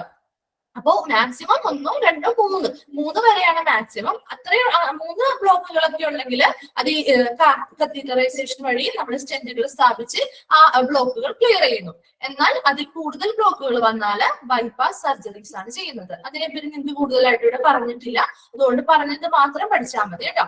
അപ്പൊ ഈ ആൻജിയോപ്ലാസ്റ്റിയും ഈ കാർഡിയാക് കത്തീറ്ററൈസേഷന്റെ ഭാഗമായിട്ടുള്ള ഒരു പ്രൊസീജിയർ ആണ് അല്ലെ. അപ്പൊ ഹാർട്ടുമായി സംബന്ധിച്ച ബ്ലോക്കുകൾ ഉണ്ടാവുകയാണെങ്കിൽ അവിടെ ആൻജിയോപ്ലാസ്റ്റി ചെയ്യും അല്ലെ, ആൻജിയോപ്ലാസ്റ്റി ചെയ്യുന്നുണ്ട്. അത് ആദ്യം എന്ത് ചെയ്യും? ആൻജിയോഗ്രഫി ചെയ്യും അല്ലെ. ആൻജിയോഗ്രഫി ചെയ്ത് ആദ്യം എവിടെയാണ് ബ്ലോക്ക് എന്ന് കണ്ടുപിടിക്കും, അതിനുശേഷം എന്ത് ചെയ്യുന്നു? കത്തീറ്ററൈസേഷൻ വഴി ആൻജിയോപ്ലാസ്റ്റി പ്രൊസീജിയർ ചെയ്യുന്നു. ഓക്കെ, ഇനി അതുപോലെ തന്നെയാണ് ബ്ലഡ് എന്താണ് ഹാർട്ടിലെ വാൽവുകൾക്ക് എന്തെങ്കിലും തകരാറുകൾ സംഭവിച്ചാലോ പേസ് മേക്കറുകൾക്ക് എന്തെങ്കിലും തകരാറ് സംഭവിച്ചാലോ ഈ കത്തീറ്ററൈസേഷൻ വഴി മാറ്റാനായിട്ട് അല്ലെങ്കിൽ ആ ഒരു പ്രോബ്ലം സോൾവ് ചെയ്യാനായിട്ട് ഈ കത്തീറ്ററൈസേഷൻ ആണ് ഉപയോഗിക്കുന്നത്. ഓക്കെ, അപ്പൊ ഇത്രയുമാണ് പ്രധാനമായിട്ട് വരുന്ന പ്രൊസീജിയേഴ്സ്. ഓക്കെ, ഇന്റർവെൻഷണൽ റേഡിയോളജിയിൽ വരുന്ന പ്രൊസീജിയേഴ്സ്. എന്താണ് പ്രൊസീജിയേഴ്സ്, ഏതൊക്കെയാണെന്ന് ചോദിക്കാം നിങ്ങളോട്. പ്രൊസീജിയേഴ്സ് ഏതൊക്കെയാണ് ഇന്റർവെൻഷണൽ റേഡിയോളജിയിൽ വരുന്നതെന്ന് ചോദിക്കാം. അതുപോലെ തന്നെ ആൻജിയോഗ്രഫി എന്താണെന്ന് ചോദിക്കാം. ആൻജിയോഗ്രഫി എന്താണെന്ന് ചോദിച്ചാൽ എന്താണ്? Imaging and treatment of blood vessels എന്ന് എഴുതിയാൽ മതി. ഞാൻ അതുപോലെ തിരിച്ചു ചോദിക്കാം, എന്താണ് balloon dilation of blood vessels ഏതാണ്? ആൻജിയോപ്ലാസ്റ്റി ആണോ ആൻജിയോഗ്രഫി ആണോ എന്ന് ചോദിക്കാം. ഏതാണ്? ആൻജിയോപ്ലാസ്റ്റി ആണ് അല്ലെ. അപ്പൊ അങ്ങനെയുള്ള ക്വസ്റ്റ്യൻസ് മാത്രമേ ഇതിൽ നിന്നുണ്ടാവുള്ളൂ. അല്ലാതെ കാർഡിയാക് കത്തീറ്ററൈസേഷൻ എന്താണ് എന്നുള്ളതിനെ പറ്റിയൊന്നും നിങ്ങൾക്ക് ഈ ചാപ്റ്ററിൽ ഡീറ്റെയിൽഡ് ആയിട്ട് പറയുന്നില്ല. അതുകൊണ്ട് തന്നെ നിങ്ങൾ ജസ്റ്റ് മനസ്സിലാക്കി വെച്ചാൽ മാത്രം മതി. ഓക്കെ, അടുത്തത് എന്താണ്? മൂന്നാമത്തതാണ് റേഡിയേഷൻ ഓങ്കോളജി. റേഡിയേഷൻ ഓങ്കോളജി എന്ന് പറഞ്ഞാൽ, ഓങ്കോളജി എന്ന വേർഡ് എന്ത് രോഗവുമായി ബന്ധപ്പെട്ടതാ? ഓങ്കോളജി അറിയോ ആർക്കെങ്കിലും? ഓങ്കോളജി എന്ന വേർഡ് ഏതുമായിട്ട് ബന്ധപ്പെട്ടതാണ്? ക്യാൻസർ. വെരി ഗുഡ്, ക്യാൻസറുമായി ബന്ധപ്പെട്ടതാണ് അല്ലെ. അപ്പൊ ഇവിടെ റേഡിയേഷൻ ഓങ്കോളജി ആണ് പറയുന്നത്. ഓങ്കോളജി എന്ന് പറഞ്ഞാൽ എന്താ? ക്യാൻസറിനെ കുറിച്ചുള്ള പഠനമാണ് ഓങ്കോളജി എന്ന് പറയുന്നത്, ക്യാൻസറിനെ കുറിച്ചുള്ള പഠനം. അപ്പൊ റേഡിയേഷൻ ഓങ്കോളജി ഏതുമായിട്ട് റിലേറ്റഡ് തന്നെ ആയിരിക്കും? ക്യാൻസർ പേഷ്യൻസുമായിട്ട് റിലേറ്റ് ചെയ്തിട്ടുള്ള ഏരിയ ആണ് റേഡിയേഷൻ ഓങ്കോളജി എന്ന് പറയുന്നത് അല്ലെ. പേരിൽ നിന്ന് തന്നെ നമുക്ക് കണക്ട് ചെയ്തൂടെ? അപ്പൊ റേഡിയേഷൻ ഓങ്കോളജി എന്താണെന്ന് നോക്കിയേ. Radiation oncology is used for performing radiation based therapy on cancer patients അല്ലെ. ക്യാൻസർ പേഷ്യൻസിന് റേഡിയേഷൻ അടിസ്ഥാനമാക്കി കൊടുക്കുന്ന തെറാപ്പീസ് ആണ് ഇവിടെ എന്തിൽ വരുന്നത്? റേഡിയേഷൻ ഓങ്കോളജിയിൽ വരുന്നത്. ഓക്കെ, അപ്പൊ ഇവിടെ എന്താണ്? ഏത് പേഷ്യൻസിനെയാണ് പ്രധാനമായിട്ടും കൈകാര്യം ചെയ്യുന്നത്? ക്യാൻസർ പേഷ്യൻസിനെയാണ് അല്ലെ. ക്യാൻസർ പേഷ്യൻസിന് റേഡിയേഷൻ തെറാപ്പികൾ കൊടുക്കില്ലേ നമ്മൾ, റേഡിയേഷൻ ബേസ്ഡ് ആയിട്ടുള്ള തെറാപ്പീസ്. അപ്പൊ അങ്ങനെയുള്ള റേഡിയേഷൻ അടിസ്ഥാനമാക്കിയിട്ടുള്ള തെറാപ്പീസ് ക്യാൻസർ പേഷ്യൻസിന് കൊടുക്കുന്നു അല്ലെ. അത് എവിടെ ഏത് ഭാഗവുമായി ബന്ധപ്പെട്ടതാണ്? റേഡിയേഷൻ ഓങ്കോളജി ഏരിയയുമായി ബന്ധപ്പെട്ടിരിക്കുന്നു. ദെൻ ഹൈ എനർജി റേഡിയേഷൻ അല്ലെ. ഇവിടെ ഉപയോഗിക്കുന്ന റേഡിയേഷൻ എങ്ങനെയാണ്? ഹൈ എനർജി റേഡിയേഷൻ ആണ്. That is utilised in the treatment destroys cancer cells and prevents them from proliferating. എന്താണ് proliferating എന്ന് പറഞ്ഞ മീനിങ്? വ്യാപനം. ഓക്കെ, proliferating എന്ന് പറഞ്ഞാല് വ്യാപനം എന്നാണ് മീനിങ് കേട്ടോ. അറിയാത്തതാണെങ്കിൽ നിങ്ങൾ ജസ്റ്റ് ഒന്ന് എഴുതി വെച്ചേക്കാം കേട്ടോ പോയിന്റ്സ്, അല്ലെങ്കിൽ പിന്നീട് നിങ്ങൾക്ക് വായിക്കുമ്പോൾ ചിലപ്പോൾ കൺഫ്യൂഷൻസ് വരാം. കറക്റ്റ് മീനിങ് എന്താണെന്നുള്ളൊരു കൺഫ്യൂഷൻ വന്നേക്കാം. അപ്പോ പ്രൊലിഫറേറ്റിംഗ് വ്യാപനം. ഓക്കെ, ഇപ്പൊ ഹൈ എനർജി റേഡിയേഷൻ അല്ലെ, ഇവിടെ റേഡിയേഷൻ തെറാപ്പീസിൽ എപ്പോഴും ഹൈ എനർജി റേഡിയേഷൻസ് ആണ് ഉപയോഗിക്കുന്നത്. എന്തിനു വേണ്ടിയിട്ടാണ് അങ്ങനെ ഒരു ഹൈ എനർജി റേഡിയേഷൻ ഉപയോഗിക്കുന്നത്? ഡിസ്ട്രോയ് ക്യാൻസർ സെൽസ്, ക്യാൻസർ സെൽസിനെ നശിപ്പിക്കാനും അതുപോലെ തന്നെ അതിന്റെ വ്യാപനം തടയാനും വേണ്ടിയിട്ടാണ് ഹൈ എനർജി റേഡിയേഷൻസ് ഉപയോഗിക്കുന്നത്. Okay, then high energy radiation ഉപയോഗിക്കുന്നത് എന്തിനാണ്? ക്യാൻസർ സെൽസിനെ നശിപ്പിക്കാനും അതിന്റെ വ്യാപനം തടയാനും വേണ്ടിയിട്ട്. Then thus this process can either regulate the problem or can cure it entirely. അതുകൊണ്ട് തന്നെ ഈ പ്രക്രിയയിലൂടെ നമുക്ക് എന്ത് ചെയ്യാൻ പറ്റും? ഈ പ്രോബ്ലം, അതായത് ഏതൊരു രോഗമാണോ, നമ്മുടെ ഏത് ക്യാൻസറിന്റെ ഏതൊരു രോഗമാണോ ഉള്ളത്, ആ രോഗിയിൽ ആ ക്യാൻസർ എന്ന് പറയുന്ന ആ രോഗത്തെ ചിലപ്പോൾ നമുക്ക് ഈ ഒരു പ്രോസസ് കൊണ്ട് നിയന്ത്രിക്കാൻ സാധിച്ചേക്കും. അല്ല എങ്കിലോ or it can be cure it entirely. എന്താണ്? പൂർണ്ണമായിട്ടും സുഖമാക്കാനായിട്ടും കഴിയും. ഓക്കെ, അപ്പൊ റേഡിയേഷൻ ഓങ്കോളജി എന്താണ്? ഏത് പേഷ്യൻസുമായിട്ട് റിലേറ്റ് ചെയ്തിരിക്കുന്നു? ക്യാൻസർ പേഷ്യൻസുമായിട്ട് റിലേറ്റ് ചെയ്തിരിക്കുന്ന ഒരു ഏരിയയാണ് റേഡിയേഷൻ ഓങ്കോളജി എന്ന് പറയുന്ന ഏരിയ. അവിടെ റേഡിയേഷൻ ഓങ്കോളജിയിൽ പ്രധാനമായിട്ടും റേഡിയേഷൻ ബേസ്ഡ് ആയിട്ടുള്ള തെറാപ്പീസ് ക്യാൻസർ പേഷ്യൻസിന് കൊടുക്കുന്നു അല്ലെ. ക്യാൻസർ പേഷ്യൻസിന് റേഡിയേഷൻ അടിസ്ഥാനമാക്കിയുള്ള തെറാപ്പീസ് കൊടുക്കുന്നു. അവിടെ ഉപയോഗിക്കുന്നത് ഹൈ എനർജി റേഡിയേഷനുകളാണ്. എന്തിനു വേണ്ടിയിട്ടാണ്? ഡിസ്ട്രോയ് ക്യാൻസർ സെൽ അല്ലെ, ക്യാൻസർ സെൽസിന്റെ ഡിസ്ട്രോയിന് വേണ്ടിയിട്ടുള്ള ട്രീറ്റ്മെന്റുകൾ. ആ ട്രീറ്റ്മെന്റ് എന്തിനു വേണ്ടിയിട്ടാണ് ഹൈ എനർജി റേഡിയേഷൻ ഉപയോഗിക്കുന്നത്? ക്യാൻസർ സെൽസിനെ നശിപ്പിച്ചു കളയാനും അതുപോലെ തന്നെ അതിന്റെ വ്യാപനം തടയാനുമായിട്ടുള്ള ചികിത്സയുടെ ഭാഗമായിട്ടാണ് ഹൈ എനർജി റേഡിയേഷൻസ് അവിടെ ഉപയോഗിക്കുന്നത്. ഓക്കെ, അതുകൊണ്ട് തന്നെ ഈ ഒരു പ്രക്രിയകൾ കൊണ്ട് തന്നെ നമുക്ക് ഒന്നില്ലെങ്കിൽ ഈ രോഗത്തെ നിയന്ത്രിക്കാൻ സാധിക്കും, അല്ലെങ്കിലോ പൂർണ്ണമായി സുഖപ്പെടുത്താൻ സാധിക്കും. ഓക്കെ, രണ്ട് പോസിബിലിറ്റിയാണ്. ഒന്നില്ലെങ്കിൽ നിയന്ത്രിക്കാൻ സാധിക്കും, അല്ലാന്നുണ്ടെങ്കിലോ പൂർണ്ണമായിട്ട് സുഖപ്പെടുത്താനായിട്ട് സാധിക്കും. ഓക്കെ, ദെൻ അടുത്തതാണ് ലൊക്കേഷൻ. ലൊക്കേഷൻ എന്ന് പറഞ്ഞാൽ എന്താണ്? ലൊക്കേഷൻ, സ്ഥാനം അല്ലെ. എവിടെയാണ് ഹോസ്പിറ്റലിന്റെ ഏത് ലൊക്കേഷൻ ആയിട്ടാണ്, ഏത് ഭാഗത്തായിട്ടാണ് അല്ലെങ്കിൽ ഏത് സ്ഥാനത്താണ് ഈ റേഡിയോളജി ഡിപ്പാർട്ട്മെന്റ് വരേണ്ടത് എന്നുള്ളതാണ് ലൊക്കേഷനിൽ പറയുന്നത്. അപ്പോ ഫസ്റ്റ് പോയിന്റ് നോക്കി, ideally on the ground floor. എവിടെയായിരിക്കണം? അനുയോജ്യമായ സ്ഥലം ഏതാണ്? Ideally on the ground floor. എവിടെയാണ്? താഴത്തെ നിലയിൽ അല്ലെ, താഴത്തെ നിലയിലായിരിക്കണം ഏറ്റവും അനുയോജ്യമായി റേഡിയോളജി ഡിപ്പാർട്ട്മെന്റ് വരേണ്ട ഇടം എന്ന് പറയുന്നത്. ഓക്കെ, അപ്പോ ഒത്തിരി ഡിപ്പാർട്ട്മെന്റ്സ് നമ്മൾ താഴെ ഗ്രൗണ്ട് ഫ്ലോറിൽ വേണം അല്ലെ. കുറച്ചധികം ഡിപ്പാർട്ട്മെന്റ്സ് അത് മസ്റ്റ് ആയിട്ടും എവിടെ? ഗ്രൗണ്ട് ഫ്ലോറിൽ താഴത്തെ നിലയിൽ തന്നെ ആയിരിക്കണം ഹോസ്പിറ്റലിൽ വരേണ്ടത്. ഇനി അതിന്റെ കാരണങ്ങൾ നോക്കി. The ground floor is the optimal location four sophisticated equipment like CT and MRI scanners. Sophisticated equipments എന്ന് പറഞ്ഞാൽ സങ്കീർണമായ ഉപകരണങ്ങൾ. അത് എഴുതുക, അറിയാത്തവരാണെങ്കിൽ നോട്ട് ചെയ്യുക കേട്ടോ. സങ്കീർണമായ ഉപകരണങ്ങളാണ് സൊഫിസ്റ്റിക്കേറ്റഡ് എക്യുപ്മെന്റ്സ്. അതായത് ഒത്തിരിയധികം കോംപ്ലിക്കേഷൻസ് ഒക്കെ കൂടിയ കുറെ അധികം കാര്യങ്ങൾ എക്സ്ട്രാ അഡ്വാൻസ്ഡ് ആയിട്ടുള്ള മെഷീൻസ് ആയിരിക്കും അല്ലെങ്കിൽ എക്യുപ്മെന്റ്സ് ആയിരിക്കും അവിടെ. അപ്പൊ അത് ഏതൊക്കെയാണ്? CT സ്കാനുകൾ, MRI സ്കാനേഴ്സ് പോലെയുള്ള ഇങ്ങനെയുള്ള സങ്കീർണമായിട്ടുള്ള ഉപകരണങ്ങളുടെ കൃത്യമായിട്ടുള്ള ലൊക്കേഷൻ എന്ന് പറയുന്നത് എവിടെ തന്നെയായിരിക്കണം? ഗ്രൗണ്ട് ഫ്ലോറിൽ തന്നെയായിരിക്കണം. ഓക്കെ, അപ്പൊ ഈ ഗ്രൗണ്ട് ഫ്ലോറിലായിരിക്കണം. രണ്ട് പോയിന്റ് നമ്മൾ പറഞ്ഞു. ഗ്രൗണ്ട് ഫ്ലോറിലായിരിക്കണം ഏറ്റവും അനുയോജ്യമായ ലൊക്കേഷൻ അല്ലെ. എന്തിന്റെ ലൊക്കേഷൻ? റേഡിയോളജിക്കൽ ഡിപ്പാർട്ട്മെന്റിന്റെ ലൊക്കേഷൻ എപ്പോഴും ഗ്രൗണ്ട് ഫ്ലോറിലായിരിക്കണം. അതാണ് ഏറ്റവും കൂടുതൽ അനുയോജ്യമായിരിക്കുന്നത്. അതുപോലെ തന്നെ എന്താണ്? സങ്കീർണമായ ഉപകരണങ്ങൾ, അതായത് സൊഫിസ്റ്റിക്കേറ്റഡ് എക്യുപ്മെന്റ്സ് ആയിട്ടുള്ള CT സ്കാനേഴ്സ്, MRI സ്കാനേഴ്സ് പോലെയുള്ളവയ്ക്കും കൃത്യമായിട്ടുള്ള ഒരു ലൊക്കേഷൻ വരുന്നത് എവിടെ തന്നെയാണ്? ഗ്രൗണ്ട് ഫ്ലോറിൽ തന്നെ ആയിരിക്കണം എന്ന് പറയുന്നു. കാരണം എന്താ? ഹെവി ആയിട്ടുള്ള എക്യുപ്മെന്റ്സുകളാണ് അല്ലെ. അപ്പൊ അതെങ്ങനെ ട്രാൻസ്പോർട്ട് ചെയ്ത് മുകളിലേക്കും അറ്റനിലകളിലേക്കും കൊണ്ടുപോകാനായിട്ട് ബുദ്ധിമുട്ടായിരിക്കും. അപ്പൊ അതെപ്പോഴും എങ്ങനെ? താഴത്തെ നിലയിൽ തന്നെയാണ് അത് കൃത്യമായിട്ടുള്ള ഒരു ലൊക്കേഷൻ എന്ന് പറയുന്നത്. Then മൂന്നാമത്തെ പോയിന്റ് എന്താ? The department not only cares for walking patients but also emergency patients who may be unable to walk or who require rapid scanning to make a diagnosis. എന്താണ് ഈ ഡിപ്പാർട്ട്മെന്റ്? ഈ radiology department not only care for walking patients. Walking patients എന്ന് പറഞ്ഞാൽ ആരാ? നടപ്പ് രോഗികൾ അല്ലെ, അതായത് നടന്ന് പോകാൻ പറ്റുന്ന രീതിയിലുള്ള രോഗികളാണ് നമ്മുടെ വാക്കിംഗ് പേഷ്യൻസ് എന്ന് പറയുന്നത്. അവർക്ക് അങ്ങനെ സ്ട്രക്ചറിലോ വീൽ ചെയർസിലോ ഒന്നും പോകേണ്ട കാര്യമില്ല. അവർക്ക് അത്യാവശ്യം നടന്നു പോകാൻ അവരുടെ കാര്യങ്ങൾ ചെയ്യാനായിട്ടുള്ള പറ്റുന്ന ഒരു പേഷ്യൻസ് ആണ് വാക്കിംഗ് പേഷ്യൻസ്.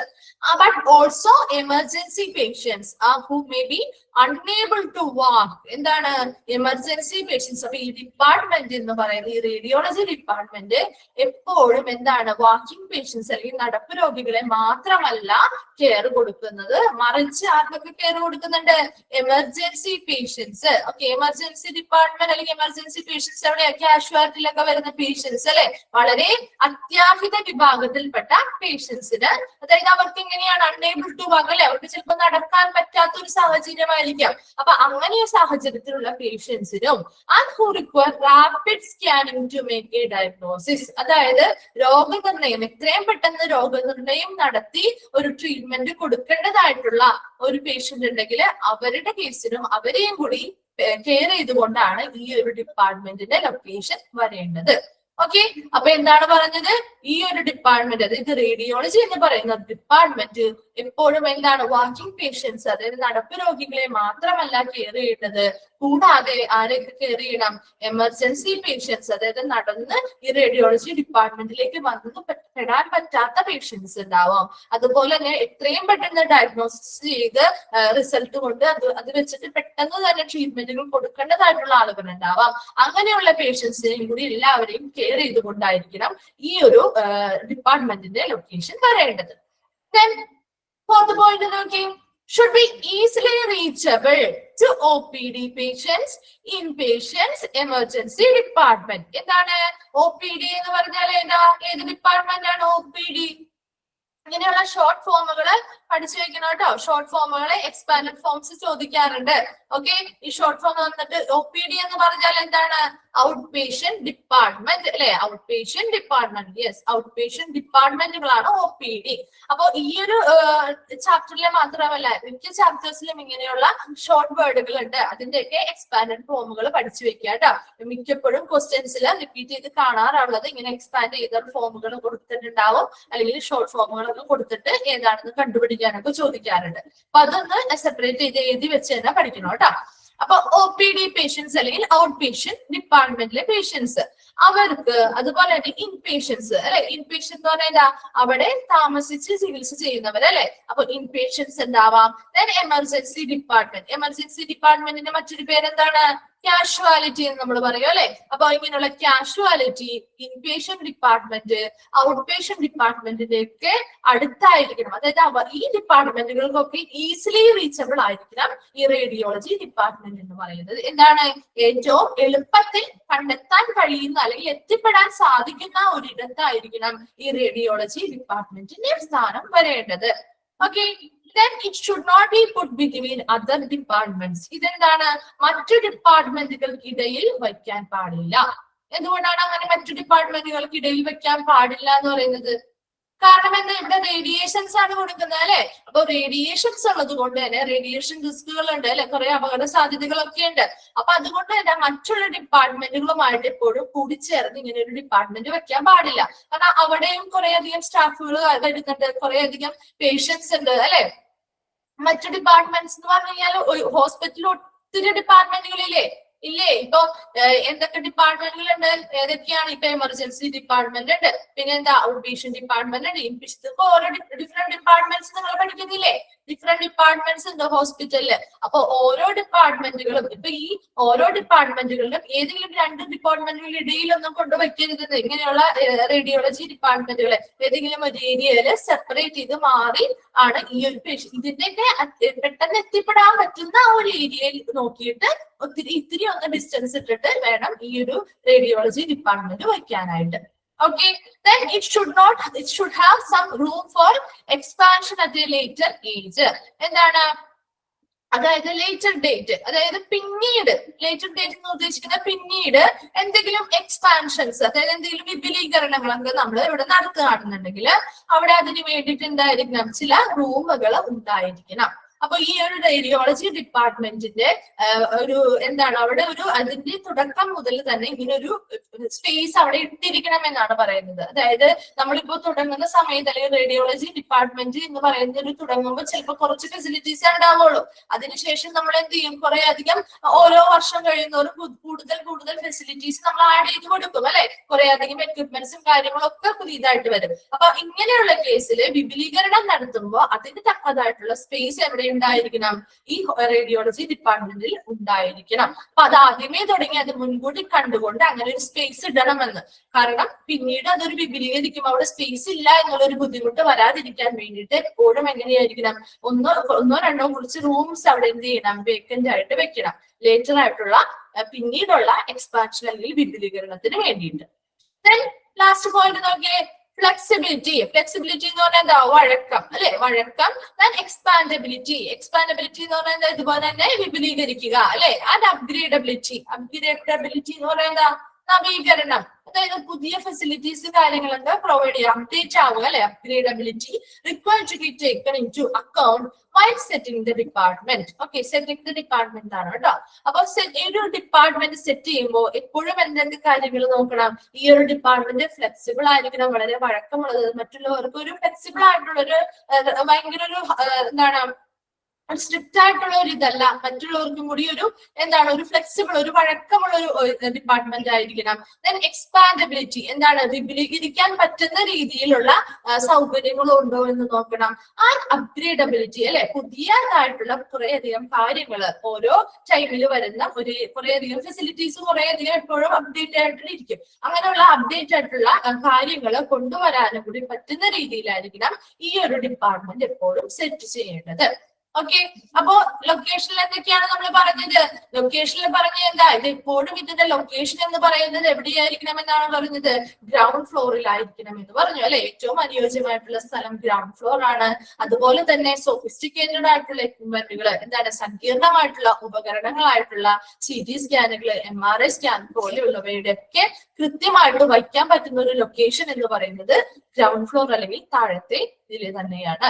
Then ഈ ഡിപ്പാർട്ട്മെന്റ് എങ്ങനെയാണ്, only care for walking patient അല്ലെ, നോട്ട് ഓൺലി കെയർ ഫോർ, അതായത് വാക്കിംഗ് പേഷ്യൻസിനെ മാത്രമല്ല അവർ കെയർ ചെയ്യുന്നത്, മറിച്ച് എന്താണ് ഈ എമർജൻസി ഡിപ്പാർട്ട്മെന്റുകളിൽ വന്നിരിക്കുന്ന അർജന്റ് ആയിട്ട് ട്രീറ്റ്മെന്റ് വേണ്ടതായിട്ടുള്ള പേഷ്യൻസ് ഉണ്ടാവും അല്ലെ. അവർക്ക് എങ്ങനെയാണ് ഈ ഡിപ്പാർട്ട്മെന്റിലേക്ക് നടന്നു വരാനൊന്നും സാധിക്കാത്തതായിട്ടുള്ള പേഷ്യൻസ് ഉണ്ടാവാം.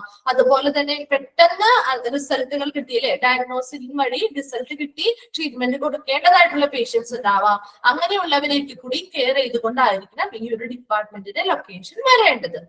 Then should be easily reachable അല്ലെ. OPD പേഷ്യൻസ്, അതായത് ഔട്ട് പേഷ്യന്റ് ഡിപ്പാർട്ട്മെന്റിലെ പേഷ്യൻസിന്, ഇൻ പേഷ്യൻസിന് ആൻഡ് എമർജൻസി ഡിപ്പാർട്ട്മെന്റ്, ഇങ്ങനെയുള്ള എല്ലാ 3 ഡിപ്പാർട്ട്മെന്റിന്റെയും ഏറ്റവും എത്രയും എളുപ്പത്തിൽ എത്തിപ്പെടാൻ സാധിക്കുന്ന ഒരിടത്തായിരിക്കണം ഈ റേഡിയോളജി ഡിപ്പാർട്ട്മെന്റിന്റെ സ്ഥാനം വരേണ്ടത്. And it should not be put between other departments. മറ്റു ഡിപ്പാർട്ട്മെന്റുകൾക്കിടയിൽ വയ്ക്കാൻ പാടില്ല. ഇതിന് സെപ്പറേറ്റ് ആയിട്ട് ഒരു ഏരിയ കണ്ടെത്തി ഇതിനടുത്തായിരിക്കണം, എന്നാൽ കൂടി കുറച്ച് ഡിസ്റ്റൻസ് ഇട്ടുകൊണ്ട് ഒരു ഏരിയ കണ്ടെത്തി അവിടെ ആയിരിക്കണം ഈ റേഡിയോളജി ഡിപ്പാർട്ട്മെന്റുകൾ വരേണ്ടത്. കാരണം എന്താ, റേഡിയേഷൻസ് വരുന്നത് കൊണ്ട് തന്നെ മറ്റുള്ളവർക്കും അതൊരു റിസ്ക് ഫാക്ടർ ആയതുകൊണ്ട് എപ്പോഴും അത് ശ്രദ്ധിക്കേണ്ടതാണ്. Then it should have some room for expansion അല്ലെ. ലേറ്റർ ആയിട്ടുള്ള പിന്നീട് എന്തെങ്കിലും വിപുലീകരണങ്ങൾ അല്ലെങ്കിൽ എക്സ്പാൻഷൻസ് നടത്തുന്നുണ്ടെങ്കിൽ അതിന് വേണ്ടിയിട്ടുള്ള ചില റൂമുകൾ വേക്കന്റ് ആയിട്ട് അല്ലെ, ചില റൂമുകൾ അവിടെ ഓൾറെഡി സെറ്റ് ചെയ്ത് വെച്ചിരിക്കണം. Then എന്താണ്, ഫ്ലെക്സിബിൾ ആയിരിക്കണം, എക്സ്പാൻഡബിലിറ്റി അല്ലെ, എക്സ്പാൻഡ് ചെയ്യാനായിട്ടുള്ള പറ്റുന്ന രീതിയിലായിരിക്കണം. ആൻഡ് അപ്ഗ്രേഡബിലിറ്റി, നവീകരണം അല്ലെങ്കിൽ പുതിയ ഫെസിലിറ്റീസ് ഒക്കെ കൊണ്ടുവരുമ്പോൾ അതിനനുസരിച്ച് മാറ്റങ്ങൾ വരുത്തത്തക്ക രീതിയിലുള്ള സെറ്റിംഗ് ആയിരിക്കണം ഈ ഡിപ്പാർട്ട്മെന്റ് സെറ്റ് ചെയ്യുമ്പോൾ. ഇങ്ങനെയുള്ള കാര്യങ്ങളും കൂടി ശ്രദ്ധിക്കേണ്ടതാണ്. ഓക്കെ, അപ്പൊ ഇത്രയുമാണ് ലൊക്കേഷനിൽ പറയുന്നത്. Then physical facilities and space necessities. എന്തൊക്കെ ഫെസിലിറ്റീസും സ്പേസുകളുമാണ് ഈ റേഡിയോളജി ഡിപ്പാർട്ട്മെന്റുമായി ബന്ധപ്പെട്ട് വരേണ്ടതെന്നാണ് പറയുന്നത്. അതിൽ ആദ്യത്തെ എന്താണ്? Reception control and registration area അല്ലെ? നമ്മൾ കണ്ടിട്ടില്ല, ഇപ്പൊ എക്സ്റേ എടുക്കാൻ പോവുകയാണെങ്കിലും അല്ല എന്താണ് സ്കാനിങ്, അൾട്രാസൗണ്ട് സ്കാനിങ്ങുകൾ ചെയ്യുന്ന ഏത് ഒരു പ്രൊസീജിയർ ചെയ്യാനായിട്ട് നമ്മൾ റേഡിയോളജി ഡിപ്പാർട്ട്മെന്റിൽ പോയാലും എന്താണ് ആദ്യം അവിടെ ഒരു റിസപ്ഷൻ ഏരിയ ഉണ്ടാവുമായിരിക്കും അല്ലെ? ഒരു റിസപ്ഷൻ എന്ന് പറയുന്നത് ഒരു ഫ്രണ്ട് ഓഫീസ് എന്നൊക്കെ നമുക്ക് പറയാം. അപ്പൊ അവർ എന്തിനാണ് ഇരിക്കുന്നത്? നമ്മുടെ വരുന്ന പേഷ്യൻസിന്റെ ഡീറ്റെയിൽസ് കളക്ട് ചെയ്യുന്നു, അതുപോലെ തന്നെ ഏത് ഡോക്ടറാണ് അത് റെഫർ ചെയ്തതെന്ന് നോക്കുന്നു ഇല്ലേ? അതുപോലെ എന്താണ്, ഏതാണ് എക്സ്റേ ആണോ സ്കാനിങ് ആണോ എന്താണോ ചെയ്യേണ്ടത് അതിനനുസരിച്ച് ആൾക്കാരെ എന്ത് ചെയ്യുന്നു? സെപ്പറേറ്റ് ചെയ്യുന്നു. ആൻഡ് അതെന്ത് ചെയ്യുന്നു? രജിസ്റ്റർ ചെയ്യുന്നു അല്ലെ? രജിസ്റ്റർ ചെയ്യാനുള്ള ഒരു ഏരിയ ഉണ്ട്. ആ എക്സ്റേ ആണ് എടുക്കുന്നതെങ്കിൽ ആ എക്സ്റേ ചെയ്യുന്നവരുടെ രജിസ്റ്റർ ചെയ്ത് രജിസ്റ്ററിൽ എഴുതി വെച്ച് അവർ ഓരോരുത്തരെയും രജിസ്ട്രേഷൻ നടത്തുന്നു. അതിനുശേഷം എന്ത് ചെയ്യും? ഓരോരുത്തർക്കും നമ്പർ കൊടുക്കുന്നു അല്ലെ? ഇന്ന് നമ്പർ എല്ലാവരും നമുക്ക് ഒരുമിച്ച് കയറ്റാൻ പറ്റുമോ? ഇല്ല. അപ്പൊ അതിനനുസരിച്ച് നമ്പറുകളൊക്കെ കൊടുത്ത് ഓർഡറിൽ അവരെന്ത് ചെയ്യുന്നു? അകത്തോട്ട് വിളിച്ച് വിടുന്നതൊക്കെ ആരാണ്? ഈ റിസപ്ഷൻ കൺട്രോൾ അല്ലെങ്കിൽ രജിസ്ട്രേഷൻ ഏരിയയിലുള്ള വ്യക്തികളാണ്. അപ്പൊ ഇത്രയും കാര്യങ്ങൾ അല്ലെങ്കിൽ നമുക്ക് എന്താണ് എന്തെങ്കിലും രീതിയിലുള്ള അസിസ്റ്റൻസോ കാര്യങ്ങളോ ഒക്കെ വേണമെന്നുണ്ടെങ്കിൽ അതും ഈ പേഷ്യൻസിന് അല്ലെങ്കിൽ കൂടെ വന്നിരിക്കുന്നവർക്കൊക്കെ ബൈ സ്റ്റാൻഡേർഡ്സിനും ഒക്കെ എന്ത് ചെയ്യുന്നു? പ്രൊവൈഡ് ചെയ്യുന്നത് ഈ റിസപ്ഷൻ ഏരിയയിലുള്ള ആളുകളാണ്. അപ്പൊ അങ്ങനെ ഒരു reception and control and registration area ഈ റേഡിയേഷൻ ഡിപ്പാർട്ട്മെന്റുമായി ബന്ധപ്പെട്ടുണ്ടായിരിക്കണം. രണ്ടാമത് പറയുന്നത് പേഷ്യൻസ് വെയിറ്റിംഗ് റൂം അല്ലെ? വെയിറ്റിംഗ് റൂം വേണം എപ്പോഴും പേഷ്യൻസിന്. നമുക്ക് നേരത്തെ പറഞ്ഞ പോലെ എല്ലാവരെയും ഒറ്റ സമയത്ത് നമുക്ക് ഈ എക്സ്റേയോ സ്കാനിങ്ങോ ചെയ്യാൻ കയറ്റാൻ പറ്റുമോ? ഇല്ല അല്ലെ? ഓരോരുത്തരെ ആയിട്ടാണ് കയറ്റുന്നത് അല്ലെ? ഒരാളുടെ കഴിഞ്ഞുമ്പോൾ അടുത്ത ആളെ കയറ്റുന്നു. അപ്പൊ അതിന് വേണ്ടിയിട്ട് ഇപ്പൊ കഴിഞ്ഞിരിക്കുന്നവരാവാം അല്ലെങ്കിൽ കയറാനായിട്ട് ചെയ്യാനായിട്ട് ഇരിക്കുന്നവരാവാം. അവർക്ക് എന്താണ് ചെയ്യാനായിട്ടിരിക്കുന്നവരാണെങ്കിൽ അത് ചെയ്യാൻ വേണ്ടിയിരിക്കുന്നത്, അത് കഴിഞ്ഞിരിക്കുന്നവർ അവർ ചിലപ്പോൾ റിസൾട്ടിന് വേണ്ടിയിട്ട് വെയിറ്റ് ചെയ്യുന്നവരാവാം. അപ്പൊ അങ്ങനെയുള്ളവർക്കുള്ള പേഷ്യൻസിന് എല്ലാവർക്കും ഇരിക്കാനായിട്ടൊരു വെയിറ്റിംഗ് റൂം ആവശ്യമാണ്. Okay, then secretary or clerk's area for collecting, separating reports. അല്ലെ? സെക്രട്ടറി അല്ലെങ്കിൽ ഒരു ക്ലർക്സ് ഏരിയ വേണം. എന്തിനു വേണ്ടിയിട്ടാ? ഇങ്ങനെ ചെയ്തു വരുന്ന റിപ്പോർട്ടുകൾ കളക്ട് ചെയ്യാനും അത് സെപ്പറേറ്റ് ചെയ്ത് വെക്കാനും ഒക്കെ വേണ്ടിയിട്ട് അതിന് ആരുടെയൊക്കെ റിപ്പോർട്ടുകളാണ് അത് എന്തൊക്കെയാണെന്നൊക്കെ ഉള്ളത് നോട്ട് ചെയ്ത് അത് കളക്ട് ചെയ്യാനും സെപ്പറേറ്റ് ചെയ്ത് ഏതൊക്കെയാണ് എന്തിന്റെയൊക്കെയാണെന്നുള്ളതൊക്കെ റിപ്പോർട്ട് ചെയ്ത് സെപ്പറേറ്റ് ചെയ്ത് വെക്കാൻ വേണ്ടിയിട്ട് ഒരു സെക്രട്ടറി അല്ലെങ്കിൽ ക്ലർക്ക് ഏരിയ ഉണ്ടായിരിക്കണം.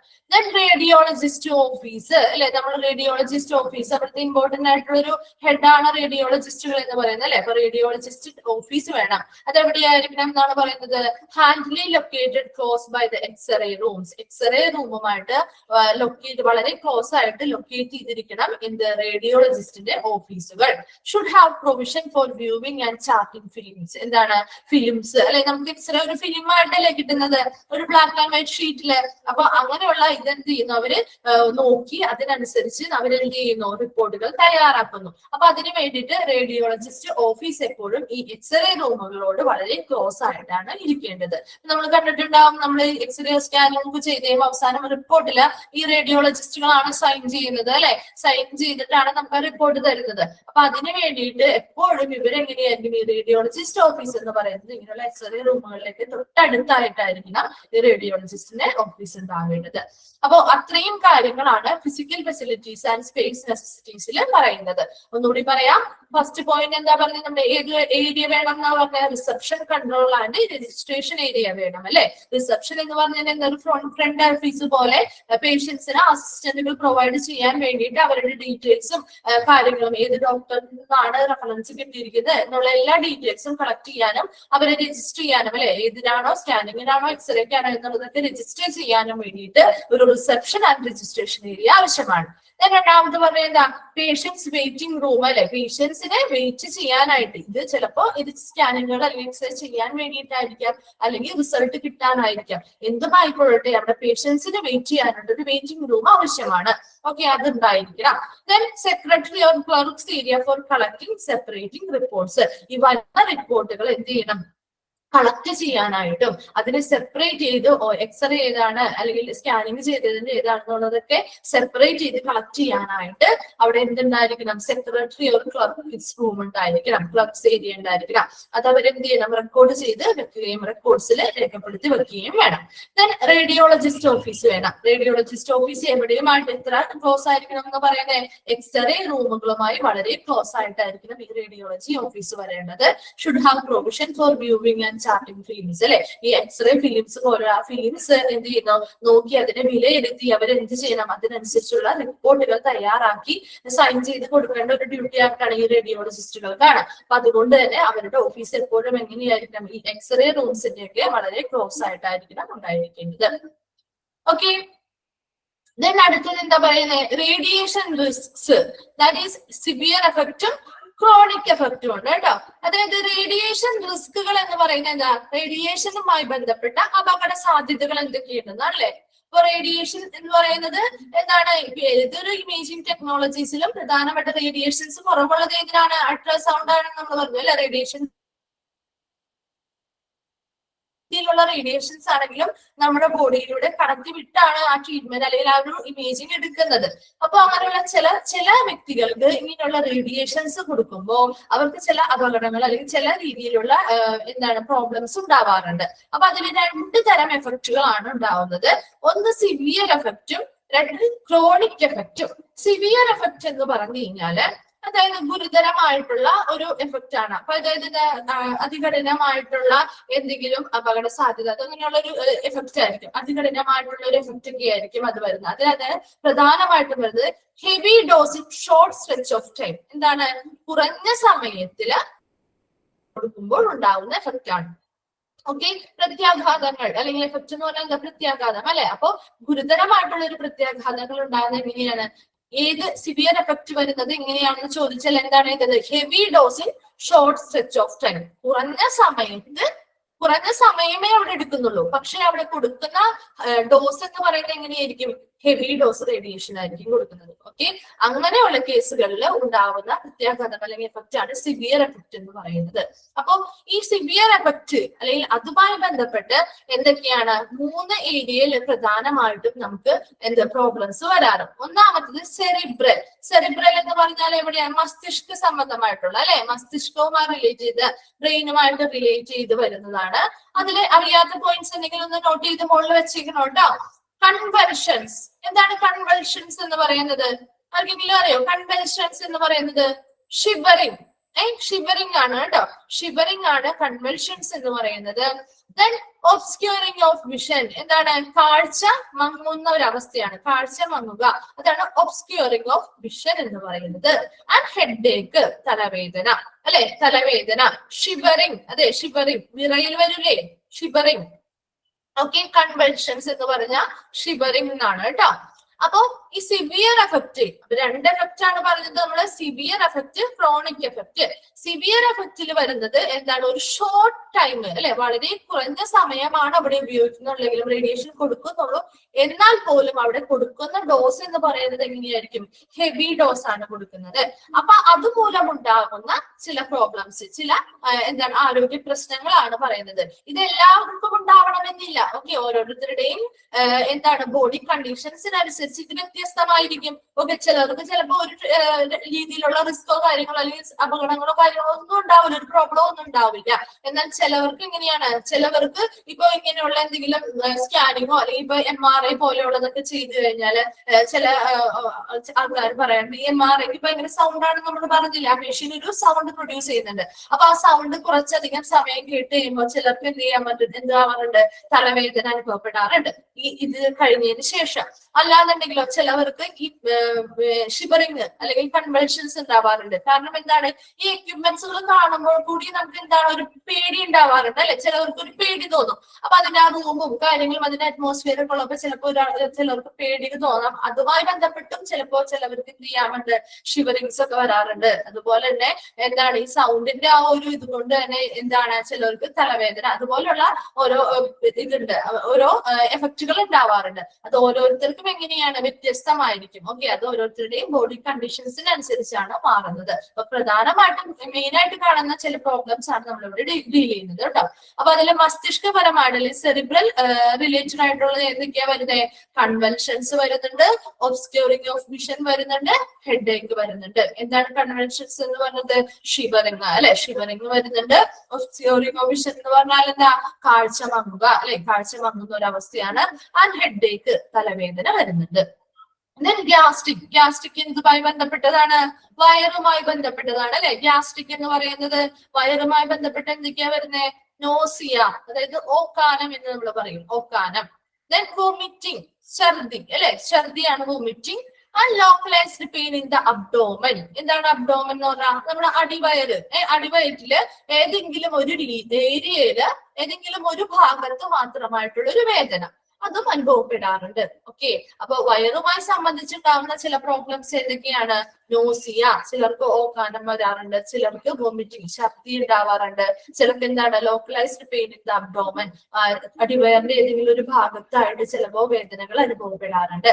എന്ത് ഗ്യാസ്ട്രിക് ആയിട്ട്, അതായത് വയറു സംബന്ധമായിട്ടുള്ള ചില പ്രോബ്ലംസ് ആണ് നമ്മൾ പറയുന്നത്. ദെൻ ബ്ലഡുമായിട്ട് റിലേറ്റ് ചെയ്ത് എന്തെങ്കിലും എന്താണ് പ്രോബ്ലംസ് അല്ലെങ്കിൽ എന്ത് പ്രത്യാഘാത ഫലങ്ങൾ ഉണ്ടാകുന്നത് നോക്കി. അനീമിയ അല്ലെ, അനീമിയ നമ്മൾ പഠിച്ചതല്ലേ, വിളർച്ച അല്ലെ, അനീമിയ ഉണ്ടാവാറുണ്ട്.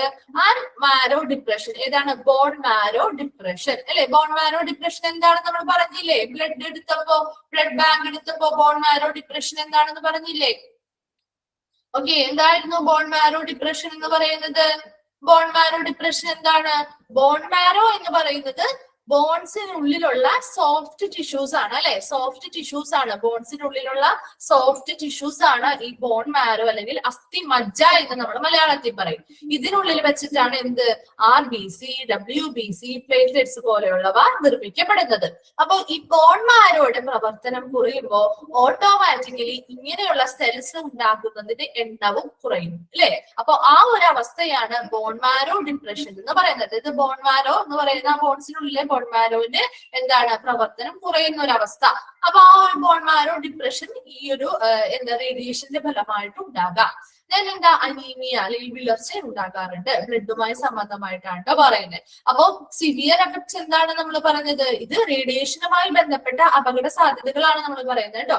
സിവിയർ എഫക്ട് എന്ന് പറഞ്ഞാല് അവിടെ എങ്ങനെയായിരിക്കും? ഒരു കുറഞ്ഞ സമയത്ത് വളരെ വലിയ രീതിയിലുള്ള ഡോസ് കൊടുക്കുന്നു, വളരെ വലിയ ഡോസ്, എന്താണ്? ഒരു ഷോർട്ട് സ്ട്രെച്ച് ഓഫ് ടൈം ആയിരിക്കും അല്ലെ, കുറഞ്ഞ സമയമാണെങ്കിൽ പോലും അവിടെ ഡോസ് എന്ന് പറയുന്നത് എങ്ങനെയായിരിക്കും? ഹെവി ആയിരിക്കും. ഓക്കെ, അപ്പൊ അങ്ങനെയുള്ള കണ്ടീഷൻസിൽ പേഷ്യൻസിന് എന്തൊക്കെ എന്തൊക്കെ പ്രോബ്ലംസ് ആണ് ഉണ്ടാവുന്നതെന്നാണ് നമ്മൾ നോക്കിയത് അല്ലെ. അപ്പൊ അതിൽ ആദ്യത്തെ നോക്കിയത് സെറിബ്രൽ ആണ്, അതായത് മസ്തിഷ്കപരമായിട്ടുള്ള ഭാഗം എന്താണ്, എന്തൊക്കെ പ്രോബ്ലംസ് ആണ് ഉണ്ടാവുന്നത് നോക്കി. അതിൽ എന്തൊക്കെയാ വരുന്നത്? Convulsions, obscuring of vision and headache വരുന്നു. ദെൻ ഗ്യാസ്ട്രിക് അല്ലെങ്കിൽ വയർ സംബന്ധമായിട്ടുള്ള ഇതിൽ വരുന്നത് എങ്ങനെയാ? നോസിയ വരുന്നുണ്ട്, വോമിറ്റിംഗ് വരുന്നുണ്ട്, localized pain in the abdomen വരുന്നുണ്ട്. ദെൻ ബ്ലഡുമായിട്ട് റിലേറ്റ് ചെയ്തത് വരുന്നത് അനീമിയ വരുന്നുണ്ട്, ബോൺ മാരോ ഡിപ്രഷൻ വരുന്നുണ്ട്. ക്ലിയർ? ദെൻ അടുത്തത് രണ്ടാമത്തത് എന്താ? Chronic effect. നമ്മൾ ഇത്രയും നേരം പറഞ്ഞത് സിവിയർ എഫക്ട് ആയിരുന്നു. ഇനി ക്രോണിക് എഫക്റ്റ് നോക്കിയേ. Owing to constant continuous short exposure. എന്താണ്? കോൺസ്റ്റന്റ് ആൻഡ് കണ്ടിന്യൂസ് ആണ്, അതായത് എന്താണ്? നിരന്തരമായിട്ടുള്ളതും അതുപോലെ തുടർച്ചയായിട്ടുള്ള ചെറിയ ഷോർട്ട് ആയിട്ടുള്ള ഒരു ഡോസ് ആണ് കൊടുക്കുന്നതിൽ കൂടി അത് എങ്ങനെയായിരിക്കും? നിരന്തരവും തുടർച്ചയായിട്ടുള്ള ഒരു ഡോസ് ആയിരിക്കും കിട്ടിക്കൊണ്ടിരിക്കുന്നത്. അപ്പൊ അതുവഴി ഉണ്ടാവാവുന്ന പ്രോബ്ലംസ് എന്തൊക്കെയാണെന്നാണ് നോക്കുന്നത്. ഓക്കെ, അപ്പൊ ഈ ക്രോണിക് എഫക്റ്റില് എപ്പോഴും ഈ റേഡിയേഷൻ മറ്റ് സിവിയർ എഫക്റ്റില് ഒറ്റ പ്രാവശ്യം ഹെവി ഡോസ് കിട്ടിയത് കൊണ്ടാണ് ഉണ്ടാവുന്നത്. എന്നാൽ ക്രോണിക് എഫക്ട് എന്ന് പറയുന്നത് ഒരു കണ്ടിന്യൂസ് ആയിട്ട്, കോൺസ്റ്റന്റ് ആയിട്ട്, നിരന്തരമായിട്ട്, തുടർച്ചയായിട്ട് എങ്ങനെ ഒരു ഷോർട്ട് ഡോസേജ് കിട്ടിക്കൊണ്ടിരിക്കുന്ന അങ്ങനെ ഒരു ഷോർട്ട് എക്സ്പോഷർ റേഡിയേഷനുമായിട്ട് ഉണ്ടാകുന്നത് വഴി ഉണ്ടാകുന്ന പ്രോബ്ലംസ് ആണ് നോക്കാൻ പോകുന്നത് കേട്ടോ. അപ്പൊ അതിൽ സ്കിന്ന് അല്ലെ, ത്വക്കുമായിട്ട് സംബന്ധമായിട്ട് എന്തൊക്കെയാ പ്രോബ്ലംസ് ഉണ്ടാവുന്നത്? ഹെയർ ലോസ് ഉണ്ടാവുന്നുണ്ട് അല്ലെ, ഹെയർ ലോസ് ഉണ്ടാവുന്നുണ്ട്. ബ്രിട്ടിൽ നെയിൽസ് എന്ന് പറഞ്ഞാൽ എന്താ? നഖം പൊട്ടിപ്പോകുന്ന ഒരു അവസ്ഥ. ഓക്കെ, നഖം പൊട്ടിപ്പോകുന്ന ഒരവസ്ഥയാണ് ബ്രിട്ടിൽ നെയിൽസ് എന്ന് പറയുന്നത്. അപ്പൊ സ്കിന്നുമായിട്ട് റിലേറ്റ് ചെയ്ത് നമ്മൾ രണ്ടെണ്ണമാണ് പറഞ്ഞത്, ഹെയർ ലോസും ബ്രിട്ടിൽ നെയിൽസും. അപ്പൊ നിങ്ങൾ കണ്ടിട്ടുണ്ടാവും ഇപ്പൊ ക്യാൻസർ ട്രീറ്റ്മെന്റുകളൊക്കെ കഴിഞ്ഞ പേഷ്യൻസിന് ഇപ്പൊ റേഡിയേഷനുകളോ അല്ലെങ്കിൽ കീമോതെറാപ്പി അങ്ങനെയുള്ള തെറാപ്പീസ് ഒക്കെ കഴിഞ്ഞവർക്ക് മുടി കൊഴിഞ്ഞു പോകുന്നതായിട്ട് കണ്ടിട്ടില്ലേ? അപ്പോ അത് ഇതിന്റെ ഒരു എഫക്റ്റിൽ വരുന്നതാണ്. കാരണം അങ്ങനെയുള്ള പേഷ്യൻസ് ഏതിൽ വരുന്ന ക്രോണിക് എഫക്ട്, അതായത് ക്രോണിക് എഫക്ട് വിട്ടുമാറാത്ത ഒരു എഫക്റ്റ് ആണ് ക്രോണിക് എഫക്ട് എന്ന് പറയുന്നത്. അപ്പൊ ഈ വിട്ടുമാറാത്ത ഇങ്ങനെയുള്ള ഒരു എഫക്ട് എന്തുകൊണ്ടാണ് ഉണ്ടാവുന്നത്? അവര് നിരന്തരം അല്ലെങ്കിൽ ഒരു കണ്ടിന്യൂസ് ആയിട്ട് അവർ ഈ ഒരു ഷോർട്ട് എക്സ്പോഷർ അല്ലെങ്കിൽ റേഡിയേഷന്റെ എക്സ്പോഷർ അനുഭവിച്ചുകൊണ്ടിരിക്കുകയാണ് അല്ലെ. അപ്പൊ അവരുടെ ഓരോ ട്രീറ്റ്മെന്റുകളുടെ ഭാഗമായിട്ട് അവർക്ക് റേഡിയേഷൻ തെറാപ്പികൾ ചെയ്യുന്നുണ്ട്. അപ്പൊ അങ്ങനെ ചെയ്യുമ്പോൾ അവർ എന്താണ്? നിരന്തരം അല്ലെങ്കിൽ കണ്ടിന്യൂസ് ആയിട്ട് ഈ റേഡിയേഷന്റെ എക്സ്പോഷർ ആയിക്കൊണ്ടിരിക്കുന്നുണ്ട്. അപ്പൊ അതുകൊണ്ട് അത് സംബന്ധമായിട്ട് അവർക്ക് എങ്ങനെയാണ് മുടി കൊഴിഞ്ഞു പോകാറുണ്ട് അല്ലെ. അപ്പൊ അത് ഒരു എക്സാമ്പിൾ ആണ് അല്ലെ. അപ്പൊ നിങ്ങൾക്ക് ഓർത്ത് വെച്ച് എഴുതി കൂടെ, സ്കിൻ റിലേറ്റ് ചെയ്ത് ഹെയർ ലോസ് ഉണ്ടാകുന്നുണ്ട്. അതുപോലെ ബ്രിട്ടിൽ നെയിൽസ് എന്ന് പറഞ്ഞാൽ നഖം പൊട്ടിപ്പോകുന്ന അവസ്ഥ. അതായത് നമുക്ക് നമ്മുടെ നോർമൽ ആയിട്ടുള്ള നഖങ്ങൾ പോലെ ആയിരിക്കില്ല, അവർക്ക് നഖത്തിന്റെ ഒരു എന്താണ് ഷേപ്പുകളൊക്കെ വ്യത്യാസം ഉണ്ടാവും, എന്താണ് പൊട്ടിപ്പോവാനും അത് സംബന്ധമായിട്ട് എന്തെങ്കിലും പ്രോബ്ലംസ് ഒക്കെ ഉണ്ടാവാറുണ്ട്. അടുത്തത് ബ്ലഡ്, രണ്ടിലും വരുന്നതാണ് ബ്ലഡ് കേട്ടോ. രണ്ട് ഇതിലും വരുന്നുണ്ട് അല്ലെ, സിവിയർ എഫക്റ്റിലും വരുന്നുണ്ട്, ക്രോണിക് എഫക്റ്റിലും വരുന്നുണ്ട് കേട്ടോ. അപ്പൊ ബ്ലഡില് എന്താണ് പറയുന്നത്, ഇവിടെയും അനീമിയ വരാറുണ്ട് അല്ലെ. അനീമിയ എന്ന് പറയുന്ന ആ ഒരു കണ്ടീഷൻ വരാറുണ്ട്. ലുക്കീമിയ, ലുക്കീമിയ എന്ന് പറഞ്ഞാൽ എന്താണ്, ബ്ലഡ് ക്യാൻസർ അല്ലെ, ബ്ലഡ് ക്യാൻസറിനും കാരണമാകാറുണ്ട്. ഐ കണ്ണുമായി കണ്ണു സംബന്ധമായിട്ട് എന്താ ഉണ്ടാവുന്നത്, കറ്ററാക്ട്. കറ്ററാക്ട് എന്ന് പറഞ്ഞാൽ എന്താ, തിമിരം അല്ലെ. തിമിരം എന്നാൽ എന്താണ് തിമിരം? നമ്മൾ പ്രധാനമായിട്ടും എപ്പോഴും തിമിരത്തെ കുറിച്ച് പ്രായമായവരിലാണ് നമ്മൾ തിമിര ശസ്ത്രക്രിയകളൊക്കെ കുറിച്ച് കേട്ടിട്ടുള്ളത് അല്ലെ.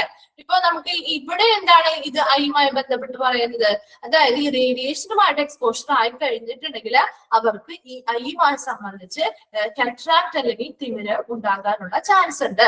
അപ്പൊ അതൊരു പ്രോബ്ലം ആയിട്ട് ചിലരിൽ വന്നത് കൊണ്ടാണ് നമ്മൾ അത് ഇവിടെ എടുത്ത് പറയുന്നത് കേട്ടോ. അപ്പൊ കറ്ററാക്ട് ഇത് എല്ലാവർക്കും ഈ എല്ലാ എഫക്റ്റുകളും സിമിലർ ആയിരിക്കണം എന്നില്ല. ഓക്കെ, എല്ലാവർക്കും ലെൻസിന്റെ സുതാര്യത നഷ്ടപ്പെടുന്ന ഒരു അവസ്ഥയാണ് തിമിരം എന്ന് പറയുന്നത്.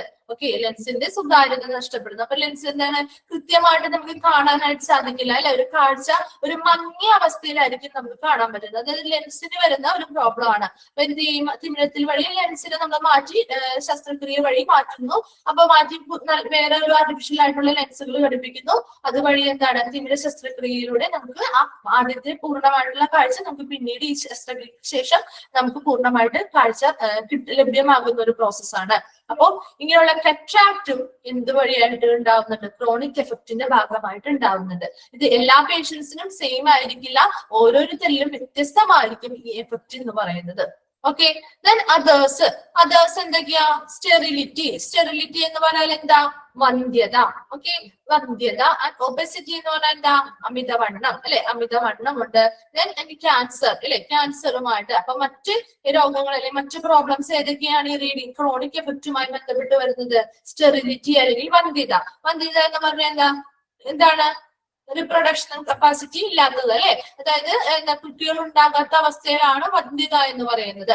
അപ്പൊ ആ ഒരു സ്റ്റെറിലിറ്റി ഉണ്ടാവാം, ദെൻ ഒബെസിറ്റി അമിതവണ്ണം ഉണ്ടാകാം, അല്ലെങ്കിൽ മറ്റ് ക്യാൻസറുകൾ ഏതെങ്കിലും രീതിയിലുള്ള ക്യാൻസറുകൾ ഉണ്ടാവാം. അപ്പൊ ഇതെല്ലാം ഇതിന്റെ ഭാഗമായിട്ട് വരുന്ന ചില സൈഡ് എഫക്ട്സുകളാണ്. ഓക്കെ, അപകടപരമായിട്ടുള്ള പ്രത്യാഘാതങ്ങളാണെന്നാണ് പറയുന്നത്. ഇപ്പൊ രണ്ട് റിസ്കുകളുണ്ട്, രണ്ടും തമ്മിൽ മാറിപ്പോകരുത്.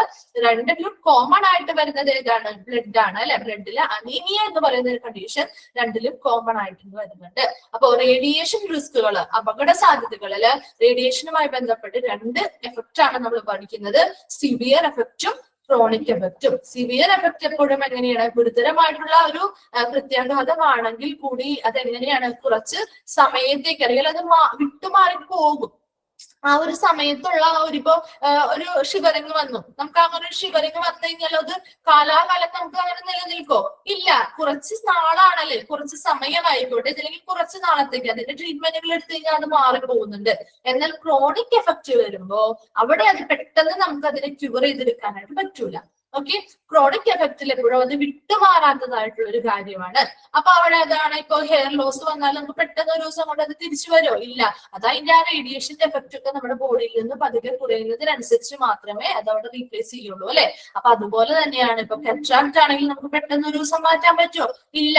അപ്പൊ അങ്ങനെയുള്ള ഇപ്പൊ ക്യാൻസർ ആയിക്കോട്ടെ, അത് സംബന്ധമായിട്ടുള്ള ഏതൊരു കാര്യമായിക്കോട്ടെ, ക്രോണിക് എഫക്റ്റിലാണെങ്കിൽ അത് ഉടനെ നമുക്ക് അതിനൊരു ട്രീറ്റ്മെന്റ് കണ്ട് മാറ്റാൻ പറ്റില്ല. അങ്ങനൊരു എഫക്റ്റ് വന്നു കഴിഞ്ഞാൽ, ഒരു പ്രോബ്ലം നമ്മുടെ ബോഡിയിൽ വന്നു കഴിഞ്ഞാൽ, അതേസമയം സിവിയർ എഫക്റ്റ് വരുമ്പോൾ നോക്കിയേ, ഹെഡ് ഏക്ക് ആയിക്കോട്ടെ, അനീമിയ ആയിക്കോട്ടെ, കൺവൾഷനോ വോമിറ്റിങ്ങോ അങ്ങനെ എന്തുമായിക്കോട്ടെ, അതെല്ലാം നമുക്ക് എന്താണ്, അതിൻ്റെതായ കുറച്ച് സമയം മാത്രം നിലനിൽക്കുന്നതാണ്. അതെന്ത് വിട്ടുമാറാത്ത ഒരു അവസ്ഥയല്ല സിവിയർ എഫക്റ്റിൽ വരുന്നത് കേട്ടോ. അപ്പൊ സിവിയർ എഫക്റ്റില് വരാനായിട്ടുള്ള പ്രധാന കാരണം എന്ന് പറഞ്ഞത്, ഈ നമ്മൾ റേഡിയേഷനുമായിട്ട് എക്സ്പോഷർ ആവുന്ന സമയത്താണ് ഈ രണ്ട് എഫക്റ്റും വരുന്നത് അല്ലെ. അതില് സിവിയർ എഫക്റ്റ് വരുന്നത് ചെറിയൊരു ടൈം ആയിരിക്കും, എന്നാൽ കൂടി അവിടെ ഡോസ് എന്ന് പറയുന്നത് എന്താണ്, വളരെ ഹെവി ആയിരിക്കും അല്ലെ. അപ്പൊ അപ്പൊ അതിൽ വരുന്നത് സെറിബ്രൽ ഏതാ വരുന്നത്? കൺവെൻഷൻസ് എന്ന് പറഞ്ഞാൽ എന്താ? ഷിവറിങ്, അതായത് വിറയല് വരൂലേ, നമുക്ക് വിറയല് വരും. അപ്പൊ നമ്മൾ ഇതുപോലെ മറ്റൊരു ക്ലാസ്സിൽ ഞാൻ ഇതുപോലെ ചോദിച്ചപ്പോ ഒരു കുട്ടി പറഞ്ഞു ആ കുട്ടിക്ക് MRI ചെയ്തതാണ്. അപ്പൊ MRIയുടെ കഴിഞ്ഞപ്പോ അവിടെ വളരെ വലിയ എക്യുപ്മെന്റ്സും കാര്യങ്ങളും ഒക്കെ ആണല്ലോ. നമ്മൾ സാധാരണ ഒരു എക്സ്റേയോ സ്കാനിങ് എടുക്കാൻ പോകുന്ന ഒരു അറ്റ്മോസ്ഫിയർ അല്ല MRI CT ഒക്കെ ചെയ്യുമ്പോൾ അല്ലെ. അതിന്റെ മെഷീൻസ് ഒക്കെ വലുതാണ്. അപ്പൊ അതിന്റെ ഉള്ളിലേക്കൊക്കെ കടക്കുമ്പോ വളരെയധികം പേടി തോന്നുന്നു. ഓക്കെ, അങ്ങനെ പേടി തോന്നുമ്പോ അപ്പൊ നമുക്ക് അങ്ങനെ ഒരു അറ്റ്മോസ്ഫിയറിൽ നമ്മൾ ഒറ്റയ്ക്കാണ്. അപ്പൊ ആ ഒരു പേടി കൊണ്ട് നമുക്ക് ചിലപ്പോൾ ഷിവറിങ്സ് വരാം അല്ലെ. അതുപോലെ ഇപ്പൊ MRI ചെയ്യുന്ന സമയത്ത് ഭയങ്കര സൗണ്ട് ആയിരിക്കും. ആ ഒരു മെഷീനിൽ ഒരു സൗണ്ട് ഉണ്ട്. അപ്പൊ അത് കുറച്ച് ടൈം എടുക്കുന്ന ഒരു പ്രോസസ്സും കൂടിയാണ്. അതുകൊണ്ട് നമ്മൾ കുറച്ച് സമയം അവിടെ സ്പെൻഡ് ചെയ്യേണ്ടി വരും. അപ്പൊ ആ സമയത്ത് ഈ സൗണ്ട് നമുക്ക് ഒരു ഇറിറ്റേഷൻ ആയിട്ട് തോന്നും അല്ലെ. അപ്പൊ അതുവഴി ചിലവർക്ക് എന്ത് ചെയ്യാം, ഹെഡ് ഏക്ക് വരാറുണ്ട്. അതുപോലെ ടെൻഷൻ. ഇപ്പൊ ഇതിന്റെ ഭാഗമായിട്ട് ചിലവർക്ക് നല്ല രീതിയിൽ കാണാനായിട്ട് ഇപ്പൊ അത് കഴിഞ്ഞിറങ്ങുമ്പോ ചിലപ്പോ പെട്ടെന്ന് നല്ല നമ്മൾ നോർമലായിട്ട് കാണുന്ന പോലെ ചിലപ്പോൾ കാണാനായിട്ട് തോന്നില്ല. എന്തെങ്കിലും ഒരു കാഴ്ച മങ്ങിയ പോലെയൊക്കെ കുറച്ച് സമയത്തേക്ക് ചിലപ്പോൾ തോന്നിയേക്കാം. അത് നമ്മുടെ സിവിയർ എഫക്റ്റിൽ വരാണ് കേട്ടോ. ഓക്കെ ഓക്കെ, അതാണ് പലർക്കും. അപ്പൊ നിങ്ങള് ഇടയിൽ ഇങ്ങനെ ചെയ്തവരൊക്കെ ഉണ്ടാവും അല്ലെ, CT സ്കാനുകള്, അതുമായി ബന്ധപ്പെട്ട സ്റ്റാഫുകൾ ഉണ്ടാവും അല്ലെ. അതുമായി ബന്ധപ്പെട്ട സ്റ്റാഫുകൾ ഉണ്ടാവും. ഇപ്പൊ നമ്മുടെ വീട്ടുകളിൽ ആർക്കെങ്കിലും ഒക്കെ ചിലപ്പോ ഇങ്ങനെയുള്ള CT സ്കാനുകളോ MRI സ്കാനുകളോ ഒക്കെ ചെയ്തിട്ടുണ്ടാവും. നിങ്ങളുടെ പരിചയത്തിലുള്ള മറ്റാർക്കെങ്കിലും ചെയ്തിട്ടുണ്ടാവാം. ഇപ്പൊ നമ്മുടെ ഈ ക്ലാസ് അറ്റൻഡ് ചെയ്തിരിക്കുന്ന ചില കുറച്ച് പേർക്കൊക്കെ അത് ചെയ്തിട്ടുണ്ടാവാം അല്ലെ. അതുമായിട്ട് റിലേറ്റ് ചെയ്ത ആൾക്കാരും ഉണ്ടാവാം. അപ്പൊ അവരോടൊക്കെ ഒന്ന് ഡിസ്കസ് ചെയ്ത് നോക്കണം. നിങ്ങൾ എങ്ങനെയായിരുന്നു, നിങ്ങൾ അത് ചെയ്തപ്പോ എന്തായിരുന്നു നിങ്ങളുടെ അവസ്ഥ, എങ്ങനെയായിരുന്നു എന്നുള്ളത് ഒന്ന് ചോദിച്ചു നോക്കണം കേട്ടോ. അപ്പൊ നമുക്കറിയാൻ പറ്റും ഇങ്ങനെയുള്ള എഫക്റ്റുകൾ എങ്ങനെയുള്ളത്. ഇപ്പൊ നമ്മൾ ഈ പറയുന്നതിൽ കൂടുതൽ നമ്മളിങ്ങനെ ഒരാളെ പറഞ്ഞു തരുന്നതിൽ കൂടുതൽ അങ്ങനെ അത് അനുഭവിച്ച ആൾക്കാരിൽ നിന്ന് അറിയുമ്പോഴല്ലേ നമുക്ക് കുറച്ചുകൂടി ഒന്ന് വിശ്വസ്തമായ രീതിയിലാവുള്ളൂ. അപ്പൊ അതുകൊണ്ടാണ് ഞാൻ പറഞ്ഞത് നിങ്ങളോട് എപ്പോഴും ഈ ഓരോ ടേംസും നിങ്ങൾ പഠിക്കുമ്പോൾ അതിപ്പോ നമ്മൾ ആൻജിയോപ്ലാസ്റ്റി പഠിച്ചു, ആൻജിയോഗ്രഫി പഠിച്ചു, നിങ്ങൾക്ക് ഒരു കൺഫ്യൂഷൻ വരാണെങ്കിൽ നിങ്ങൾ എപ്പോഴും ഈ സ്മാർട്ട് ഫോൺ ഉപയോഗിക്കുന്ന ആളുകളല്ലേ. അപ്പൊ നിങ്ങൾ എന്ത് ചെയ്യാ, യൂട്യൂബിലേക്ക് ഒന്ന് ജസ്റ്റ് അടിച്ചു നോക്കുക. അപ്പൊ ഒരു ഷോർട്ട് വീഡിയോസ് ഒക്കെ ഇഷ്ടംപോലെ ഷോർട്ട് വീഡിയോസ് ഉണ്ട്. അപ്പൊ അതുവഴിയൊക്കെ നിങ്ങൾക്ക് എന്ത് ചെയ്യാം, കുറച്ചും കൂടി ഇത് നല്ല രീതിയിൽ കണ്ടുകൊണ്ട് മനസ്സിലാക്കാനായിട്ട് പറ്റും. അപ്പൊ നിങ്ങൾക്ക് ഒരിക്കലും ഇത് മറന്നു പോകില്ല. നിങ്ങൾ പിന്നീട് എപ്പോ അതിനെപ്പറ്റി അതാണ് അപ്പൊ എന്ത് ചെയ്യാം, നിങ്ങളപ്പോ എന്ത് ചെയ്യാം, കുറച്ച് സമയം അതിനു വേണ്ടി സ്പെൻഡ് ചെയ്യും. നിങ്ങൾക്ക് ഓൾറെഡി ഒരു 10-15 മിനിറ്റ് മതിയല്ലോ. അപ്പൊ ഈ കാർഡിയക് കത്തീറ്ററൈസേഷൻ എന്താണെന്നൊക്കെ ഒന്ന് ജസ്റ്റ് യൂട്യൂബിലൊക്കെ ഒന്ന് അടിച്ചു നോക്കിയപ്പോ നല്ല രസകരമായിട്ടുള്ള വളരെ ലെങ്തി ആയിട്ടുള്ള വീഡിയോസ് ഒന്നും കാണണ്ട, വളരെ ഷോർട്ട് ആയിട്ടൊക്കെ ഇങ്ങനെ കാണിക്കുന്നുണ്ട്. അതായത് ഈ അനിമേഷൻ പോലത്തെ ഒക്കെ വീഡിയോസ് ഒക്കെ ഉണ്ട്. അപ്പൊ അതൊക്കെ ഒന്ന് കണ്ടു നോക്കുക. അപ്പൊ നമുക്ക് ഈ 3 ടേംസും തമ്മിൽ വ്യത്യാസങ്ങൾ എന്തൊക്കെയാണെന്ന് നമുക്ക് മനസ്സിലാക്കാൻ പറ്റും. ഓക്കെ, അപ്പൊ നിങ്ങൾക്ക് എന്ത് ചെയ്യാം, ആൻജിയോഗ്രാഫിയും ആൻജിയോപ്ലാസ്റ്റിയും ചോദിക്കുമ്പോൾ നിങ്ങൾക്ക് ഒരിക്കലും മാറിപ്പോയില്ല. കാരണം നിങ്ങൾ അത് കണ്ട് മനസ്സിലാക്കിയ ആൾക്കാരാണ് അല്ലെ. അപ്പൊ അവർക്ക് എന്താണ് ആൻജിയോഗ്രഫി എന്താണെന്ന് ചോദിച്ചാൽ നിങ്ങൾക്ക് എഴുതാൻ പറ്റും, ആൻജിയോപ്ലാസ്റ്റി എന്താണെന്ന് ചോദിച്ചാൽ എഴുതാൻ പറ്റും. അതേസമയം ഈ ഒരു പോയിന്റ് മാത്രം പഠിച്ചിരിക്കുന്നവരാണെങ്കിലോ അവർക്ക് ചിലപ്പോൾ അങ്ങോട്ടും ഇങ്ങോട്ടും കൺഫ്യൂഷൻ വരാനായിട്ടുള്ള ചാൻസ് ഉണ്ടാവും. ഓക്കെ, അപ്പൊ നമ്മൾ ഇത്രയുമാണ് എടുക്കുന്നത്. ക്രോണിക് എഫക്റ്റും സിവിയർ എഫക്റ്റും വരെ നമ്മൾ പറഞ്ഞു അല്ലെ. അപ്പൊ ക്രോണിക് എഫക്റ്റ് എന്താണ് ക്രോണിക് എഫക്റ്റ്? കണ്ടിന്യൂസ് ആയിട്ട് ഒരു സെയിം എക്സ്പോഷർ, അത് ചെറിയ രീതിയിലുള്ള ഒരു റേഡിയേഷൻ ആണെങ്കിൽ ഇപ്പോഴും അവരെങ്ങനെയാണ് അതുമായിട്ട് എക്സ്പോസ്ഡ് ആവുന്നത്? ഒരു കോൺസ്റ്റന്റ് ആൻഡ് കണ്ടിന്യൂസ് ആയിട്ടാണ് ചെയ്യുന്നത് അല്ലെ. ആ ഒരു പ്രോസസ്സ് അവർ കോൺസ്റ്റന്റ് അല്ലെങ്കിൽ നിരന്തരമായിട്ട് തുടർച്ചയായിട്ട് അവർ അതിന് എക്സ്പോഷർ ആവുന്നുണ്ട്. അപ്പൊ അതുവഴി ബന്ധപ്പെട്ടതാണ് skin, blood, I and other. ഇതുമായി ബന്ധപ്പെട്ട ഒത്തിരി കാര്യങ്ങൾ നമ്മൾ പഠിച്ചു അല്ലെ. അപ്പൊ റേഡിയേഷൻ റിസ്കുകൾ മനസ്സിലായോ? ഇനി എന്തെങ്കിലും ഡൗട്ട്സോ കാര്യങ്ങളോ ഉണ്ടെങ്കിൽ ചോദിച്ചോളൂ. അല്ലെങ്കിൽ എന്തെങ്കിലും റിപ്പീറ്റ് ചെയ്ത് പറയേണ്ടതുണ്ടോ? ക്ലിയർ ആവുന്നുണ്ടോ? സ്പീഡ് കൂടുന്നുണ്ടോ എടുക്കുന്നതിന്? സ്പീഡ് കൂടുന്നുണ്ടോ? ഇല്ല. ഓക്കെ, ക്ലിയർ ആവുന്നുണ്ടോ പറയുന്നത്? ഫോളോ ചെയ്യാൻ പറ്റുന്നുണ്ടോ നിങ്ങൾക്ക്? മിസ് ആൻജിയോപ്ലാസ്റ്റി ഒന്നുകൂടി പറയൂ. ഓക്കെ, ആൻജിയോപ്ലാസ്റ്റി എന്ന് പറയുന്നത് ഇത്ര മാത്രമേ ഉള്ളൂ. ആൻജിയോപ്ലാസ്റ്റിയും ഈ കാർഡിയാക് കത്തീറ്ററൈസേഷനിൽ വരുന്ന ഒരു പ്രോസസ്സ് തന്നെയാണ് കേട്ടോ, ഒരു പ്രൊസീജിയർ തന്നെയാണ്. അപ്പൊ ഈ ആൻജിയോപ്ലാസ്റ്റി എന്ന് പറയുന്നത് നമ്മൾ ആൻജിയോഗ്രാം ഉണ്ടല്ലോ, അല്ലെങ്കിൽ ആൻജിയോഗ്രഫി എന്ന് നമ്മൾ പറയുന്നു. അതുവഴി എന്ത് ചെയ്യുന്നു, എവിടെയാണോ ബ്ലോക്ക് ഉള്ളത്, ബ്ലഡ് വെസൽസിൽ ഏതൊരു ഭാഗത്താണോ ബ്ലോക്ക് വരുന്നത് അതിനെ നമ്മൾ ഐഡന്റിഫൈ ചെയ്യാനായിട്ട് ആ ചിത്രം എടുക്കാൻ വേണ്ടിയിട്ട് നമ്മൾ ആൻജിയോഗ്രഫി എന്ന് പറയുന്ന പ്രൊസീജിയർ നടത്തും. അതുവഴി എവിടെയാണ് ബ്ലോക്ക്, എത്ര ബ്ലോക്കുകൾ ഉണ്ട്, ഏതൊക്കെ സ്ഥലത്താണെന്നുള്ളത് നമുക്ക് ഐഡന്റിഫൈ ചെയ്യാൻ പറ്റും. അതിനുശേഷം ഈ ബ്ലോക്ക് മാറ്റാനുള്ള പ്രോസസ്സ് അല്ലെങ്കിൽ ട്രീറ്റ്മെന്റ് ആണ് നമ്മൾ ആൻജിയോപ്ലാസ്റ്റിയിൽ കൊടുക്കുന്നത്. അതായത് നമ്മുടെ ബോഡിയിലെ ഏതെങ്കിലും ബ്ലഡ് വെസൽസിൽ ഇതുമായി റിലേറ്റ് ചെയ്ത് ഏതെങ്കിലും ബ്ലഡ് വെസൽസിൽ ചെറിയ മുറിവുകൾ ഉണ്ടാക്കിയിട്ട് അതിൽ കൂടെ കത്തീറ്റർ എന്ന് പറയുന്ന ആ ഒരു ചെറിയ പ്ലാസ്റ്റിക് ട്യൂബാണ് അത് കടത്തിവിടുന്നു. അപ്പൊ അതിന്റെ തുമ്പത്തായിട്ട് ഒരു ബലൂൺ പോലത്തെ ഒരു സംഭവമാണ്. അപ്പൊ ബലൂൺ ആണ്, ശരിക്കും അത് ബലൂൺ തന്നെയാണ് കേട്ടോ പറയുന്നത്. ആ ബലൂൺ എന്ന് പറയുന്നത് എന്താണ്, അതിന് ബലൂൺസിൽ എങ്ങനെയാണ് നമുക്ക് വികസിപ്പിക്കാൻ പറ്റില്ലേ, ഊതിവീർപ്പിക്കാൻ പറ്റില്ലേ? അപ്പൊ അതേ സെയിം പ്രൊസീജിയർ ആണ് ഈ കത്തീറ്ററിന്റെ ടിപ്പിലും ഇങ്ങനെയുള്ള ഈ ബലൂൺസ് വഴി ചെയ്യുന്നത്. അതായത് ഈ ബലൂണിന്റെ മുകളിലായിട്ട് നമ്മൾ സ്റ്റെന്റുകൾ ഘടിപ്പിച്ചിട്ടുണ്ടാവും. അപ്പൊ ഈ സ്റ്റെന്റുകൾ എവിടെയാണോ ബ്ലോക്ക് വരുന്നത് ആ സ്ഥലം എത്തുമ്പോൾ ഈ ബലൂൺ എന്ത് ചെയ്യും, വീർപ്പിക്കും. ഈ കത്തീറ്ററിന്റെ ടിപ്പിലുള്ള ബലൂൺ വീർപ്പിക്കുമ്പോൾ എന്താണ്, അതിനോടൊപ്പം ഇതിന്റെ മുകളിലുള്ള സ്റ്റെന്റും വീർക്കില്ലേ. സ്റ്റെന്റ് ഒരു മെഷ് പോലത്തെ ഒരു മെറ്റൽ പാർട്ടാണ് കേട്ടോ. അപ്പൊ അത് വീർക്കും. അത് വളരെ ചെറുതാണ്, അല്ലാതെ വളരെ വലിയതൊന്നും അല്ല കേട്ടോ, ചെറിയ ഇതാണ്. അപ്പൊ അതെന്താണ്, ഈ ബലൂൺ വീർക്കുന്നതിനോടൊപ്പം ഇതിന്റെ പുറമെയുള്ള സ്റ്റെന്റുകൾ വീർക്കും. എന്നാൽ അതിനുശേഷം ഈ ബലൂൺ ചുരുങ്ങിയും പക്ഷെ ഈ സ്റ്റെന്റ് എന്ത് ചെയ്യില്ല, ആ വികസിച്ച പോലെ തന്നെ സ്റ്റെന്റ് നിൽക്കും. അപ്പൊ ഈ ചുരുങ്ങിയിരിക്കുന്ന ബ്ലഡ് വെസൽ, അവിടെയാണല്ലോ ബ്ലോക്ക് ഉണ്ടാവുന്നത്, ചുരുങ്ങിയിരിക്കും ബ്ലഡ് വെസലിന്റെ ആ ഒരു പാസേജ് എന്ന് പറയുന്നത്. അപ്പൊ ആ ഒരു ബ്ലഡ് വെസലിലോട്ടുള്ള പാസേജ് വികസിക്കും ഈ സ്റ്റെന്റ് വരുമ്പോ.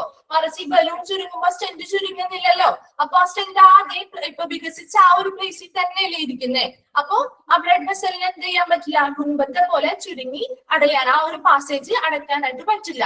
അപ്പൊ അതുകൊണ്ട് തന്നെ ഈ സ്റ്റെന്റുകൾ അവിടെ വികസിപ്പിച്ച് നിൽക്കുന്നത് കൊണ്ട് തന്നെ അതിനുള്ളിൽ കൂടെ നല്ല രീതിയിൽ ബ്ലഡിന് ഫ്ലോ ചെയ്ത് പോവാനായിട്ട്, നോർമൽ ആയിട്ട് ഫ്ലോ ചെയ്ത് പോവാനായിട്ട് പറ്റും.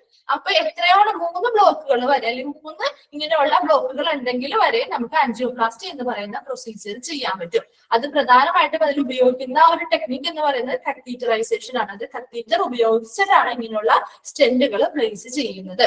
ഓക്കെ, അവിടെ അതെന്താണ്, അതാണ് പറയുന്നത് ആൻജിയോപ്ലാസ്റ്റി എന്ന് പറയുന്നത് balloon dilation of blood vessels. അതായത് ബ്ലഡ് വെസൽസ് ഈ ബലൂൺസ് ഉപയോഗിച്ചിട്ട് എന്ത് ചെയ്യുന്നു, ഡയലേറ്റ് ചെയ്യുന്നു അല്ലെങ്കിൽ വികസിപ്പിച്ചുകൊണ്ട് സ്റ്റെന്റുകൾ സ്ഥാപിക്കുന്നു. ക്ലിയർ ആയോ? അതെ മാം, ക്ലിയർ. ഓക്കെ, ഇനി എന്തെങ്കിലും പോയിന്റ്സ് ക്ലിയർ ആക്കേണ്ടതുണ്ടോ, ഡൗട്ട്സ് ഉണ്ടോ? റേഡിയേഷൻ റിസ്ക് ഒന്നുകൂടി പറയൂ. ഓക്കെ, റേഡിയേഷൻ റിസ്കുകൾ എന്താണ്, റേഡിയേഷനുമായി ബന്ധപ്പെട്ട അപകട സാധ്യതകളാണ്. ഓക്കെ, എന്തൊക്കെ, അത് എല്ലാവർക്കും സെയിം ആവണമെന്നില്ല കേട്ടോ. എല്ലാവർക്കും ചിലപ്പോൾ ഇങ്ങനെയുള്ള എഫക്റ്റുകളൊന്നും ഉണ്ടാവണമെന്നില്ല. എന്നാൽ ചിലർക്ക് ഇങ്ങനെയുള്ള എഫക്റ്റുകൾ ഉണ്ടാവുന്നുണ്ട്. പ്രധാനമായിട്ടും മെയിനായിട്ടും ക്രോണിക് എഫക്റ്റ് ആണ് പറയുന്നത്. ക്രോണിക് എഫക്റ്റ് ആണെങ്കിലോ അവരൊരു നിരന്തരമായിട്ട് ഈ റേഡിയേഷന് എക്സ്പോഷർ ആയിക്കൊണ്ടിരിക്കുന്നവരായിരിക്കും. ചെറിയ ഡോസ് റേഡിയേഷൻ ആയിരിക്കാം അവർക്ക് കൊടുക്കുന്നത്, എന്നാൽ പോലും അവരെങ്ങനെയാണ് നിരന്തരമായിട്ട് കണ്ടിന്യൂസ് ആയിട്ട് ഇതുമായിട്ട് എക്സ്പോഷർ ആവുന്ന ആളുകളാണ് ക്രോണിക് എഫക്റ്റിൽ വരുന്നത്. ഇനി സിവിയർ എഫക്റ്റിലാണെങ്കിലോ ഒറ്റ പ്രാവശ്യം ചിലപ്പോൾ ഒരു ചെറിയ സമയം മാത്രമേ റേഡിയേഷന് വേണ്ടിയിട്ട് അവര് എക്സ്പോഷർ ആവുന്നുണ്ടാവുള്ളൂ. പക്ഷെ അവിടെ കൊടുക്കുന്ന ആ ഒരു ഡോസ് എന്ന് പറയുന്നത് എങ്ങനത്തെ റേഡിയേഷൻ ആയിരിക്കും, ഹെവി ഡോസിലായിരിക്കും കിട്ടുന്നത് ആ റേഡിയേഷൻ. അതുകൊണ്ടുണ്ടാവുന്ന പ്രോബ്ലംസ് ആണ് സിവിയർ എഫക്റ്റിൽ വരുന്നത്. ഓക്കെ, അതിൽ വരുന്ന ഏതൊക്കെയായിരുന്നു സിവിയർ എഫക്റ്റില്? സെറിബ്രൽ വരുന്നു, ഗ്യാസ്ട്രിക് വരുന്നുണ്ട്, ബ്ലഡ് വരുന്നുണ്ട്. ഈ 3ഉമായിട്ട് റിലേറ്റ് ചെയ്ത് കുറച്ച് ടേംസ് നമ്മൾ പറഞ്ഞു അല്ലെ. കൺവെൻഷൻസ് പറഞ്ഞു, അതായത് ഷിവറിംഗ് പറഞ്ഞു, എന്താണ് കാഴ്ച മങ്ങുന്ന അവസ്ഥകൾ പറഞ്ഞു, nausea, vomiting, anaemia and bone marrow depression. ഇത്രയും പ്രോബ്ലംസ് സിവിയർ എഫക്റ്റിൽ, അതായത് ചെറിയൊരു ടൈമില് വലിയ രീതിയിലുള്ള ഒരു എക്സ്പോഷർ കിട്ടിയത് കൊണ്ട് വരുന്ന ഒരു എഫക്റ്റ് ആണ്. ഓക്കെ, പ്രോബ്ലംസ് ആണ് ഇതിൽ പറഞ്ഞത്. ക്രോണിക് എഫക്റ്റ് ആണെങ്കിലോ അവർ കണ്ടിന്യൂസ് ആയിട്ട് അതിനു വേണ്ടി, ഇത് ഷോർട്ട് ആയിട്ടുള്ള ഒരു ഡോസ് ആയിരിക്കും കിട്ടുന്നത്, എന്നാൽ പോലും അവർ കണ്ടിന്യൂസ് ആയിട്ട് അതിന് എക്സ്പോഷർ ആയിക്കൊണ്ടിരിക്കുന്നു ഈ റേഡിയേഷൻസിന്. അതുകൊണ്ട് എന്താണ്, അത് വിട്ടുമാറാത്ത ഒരു അവസ്ഥയായിരിക്കും അവർക്ക്. ആ ഒരു ഈ വരുന്ന പ്രോബ്ലംസ് പെട്ടെന്ന് അവർക്ക് അതിൽ നിന്ന് റിക്കവർ ചെയ്യാനായിട്ട്, ഈ ഒരു സൈഡ് എഫക്റ്റിൽ നിന്നും റിക്കവർ ചെയ്യാനായിട്ട് ബുദ്ധിമുട്ടായിരിക്കും. ക്ലിയർ ആയോ? ക്ലിയർ ആയോ? ഓക്കെ, അപ്പൊ വൈൻഡപ്പ് ചെയ്തോട്ടെ. അടുത്ത ക്ലാസ്സിൽ കണ്ടിന്യൂ ചെയ്യാം. Thank you. Thank you.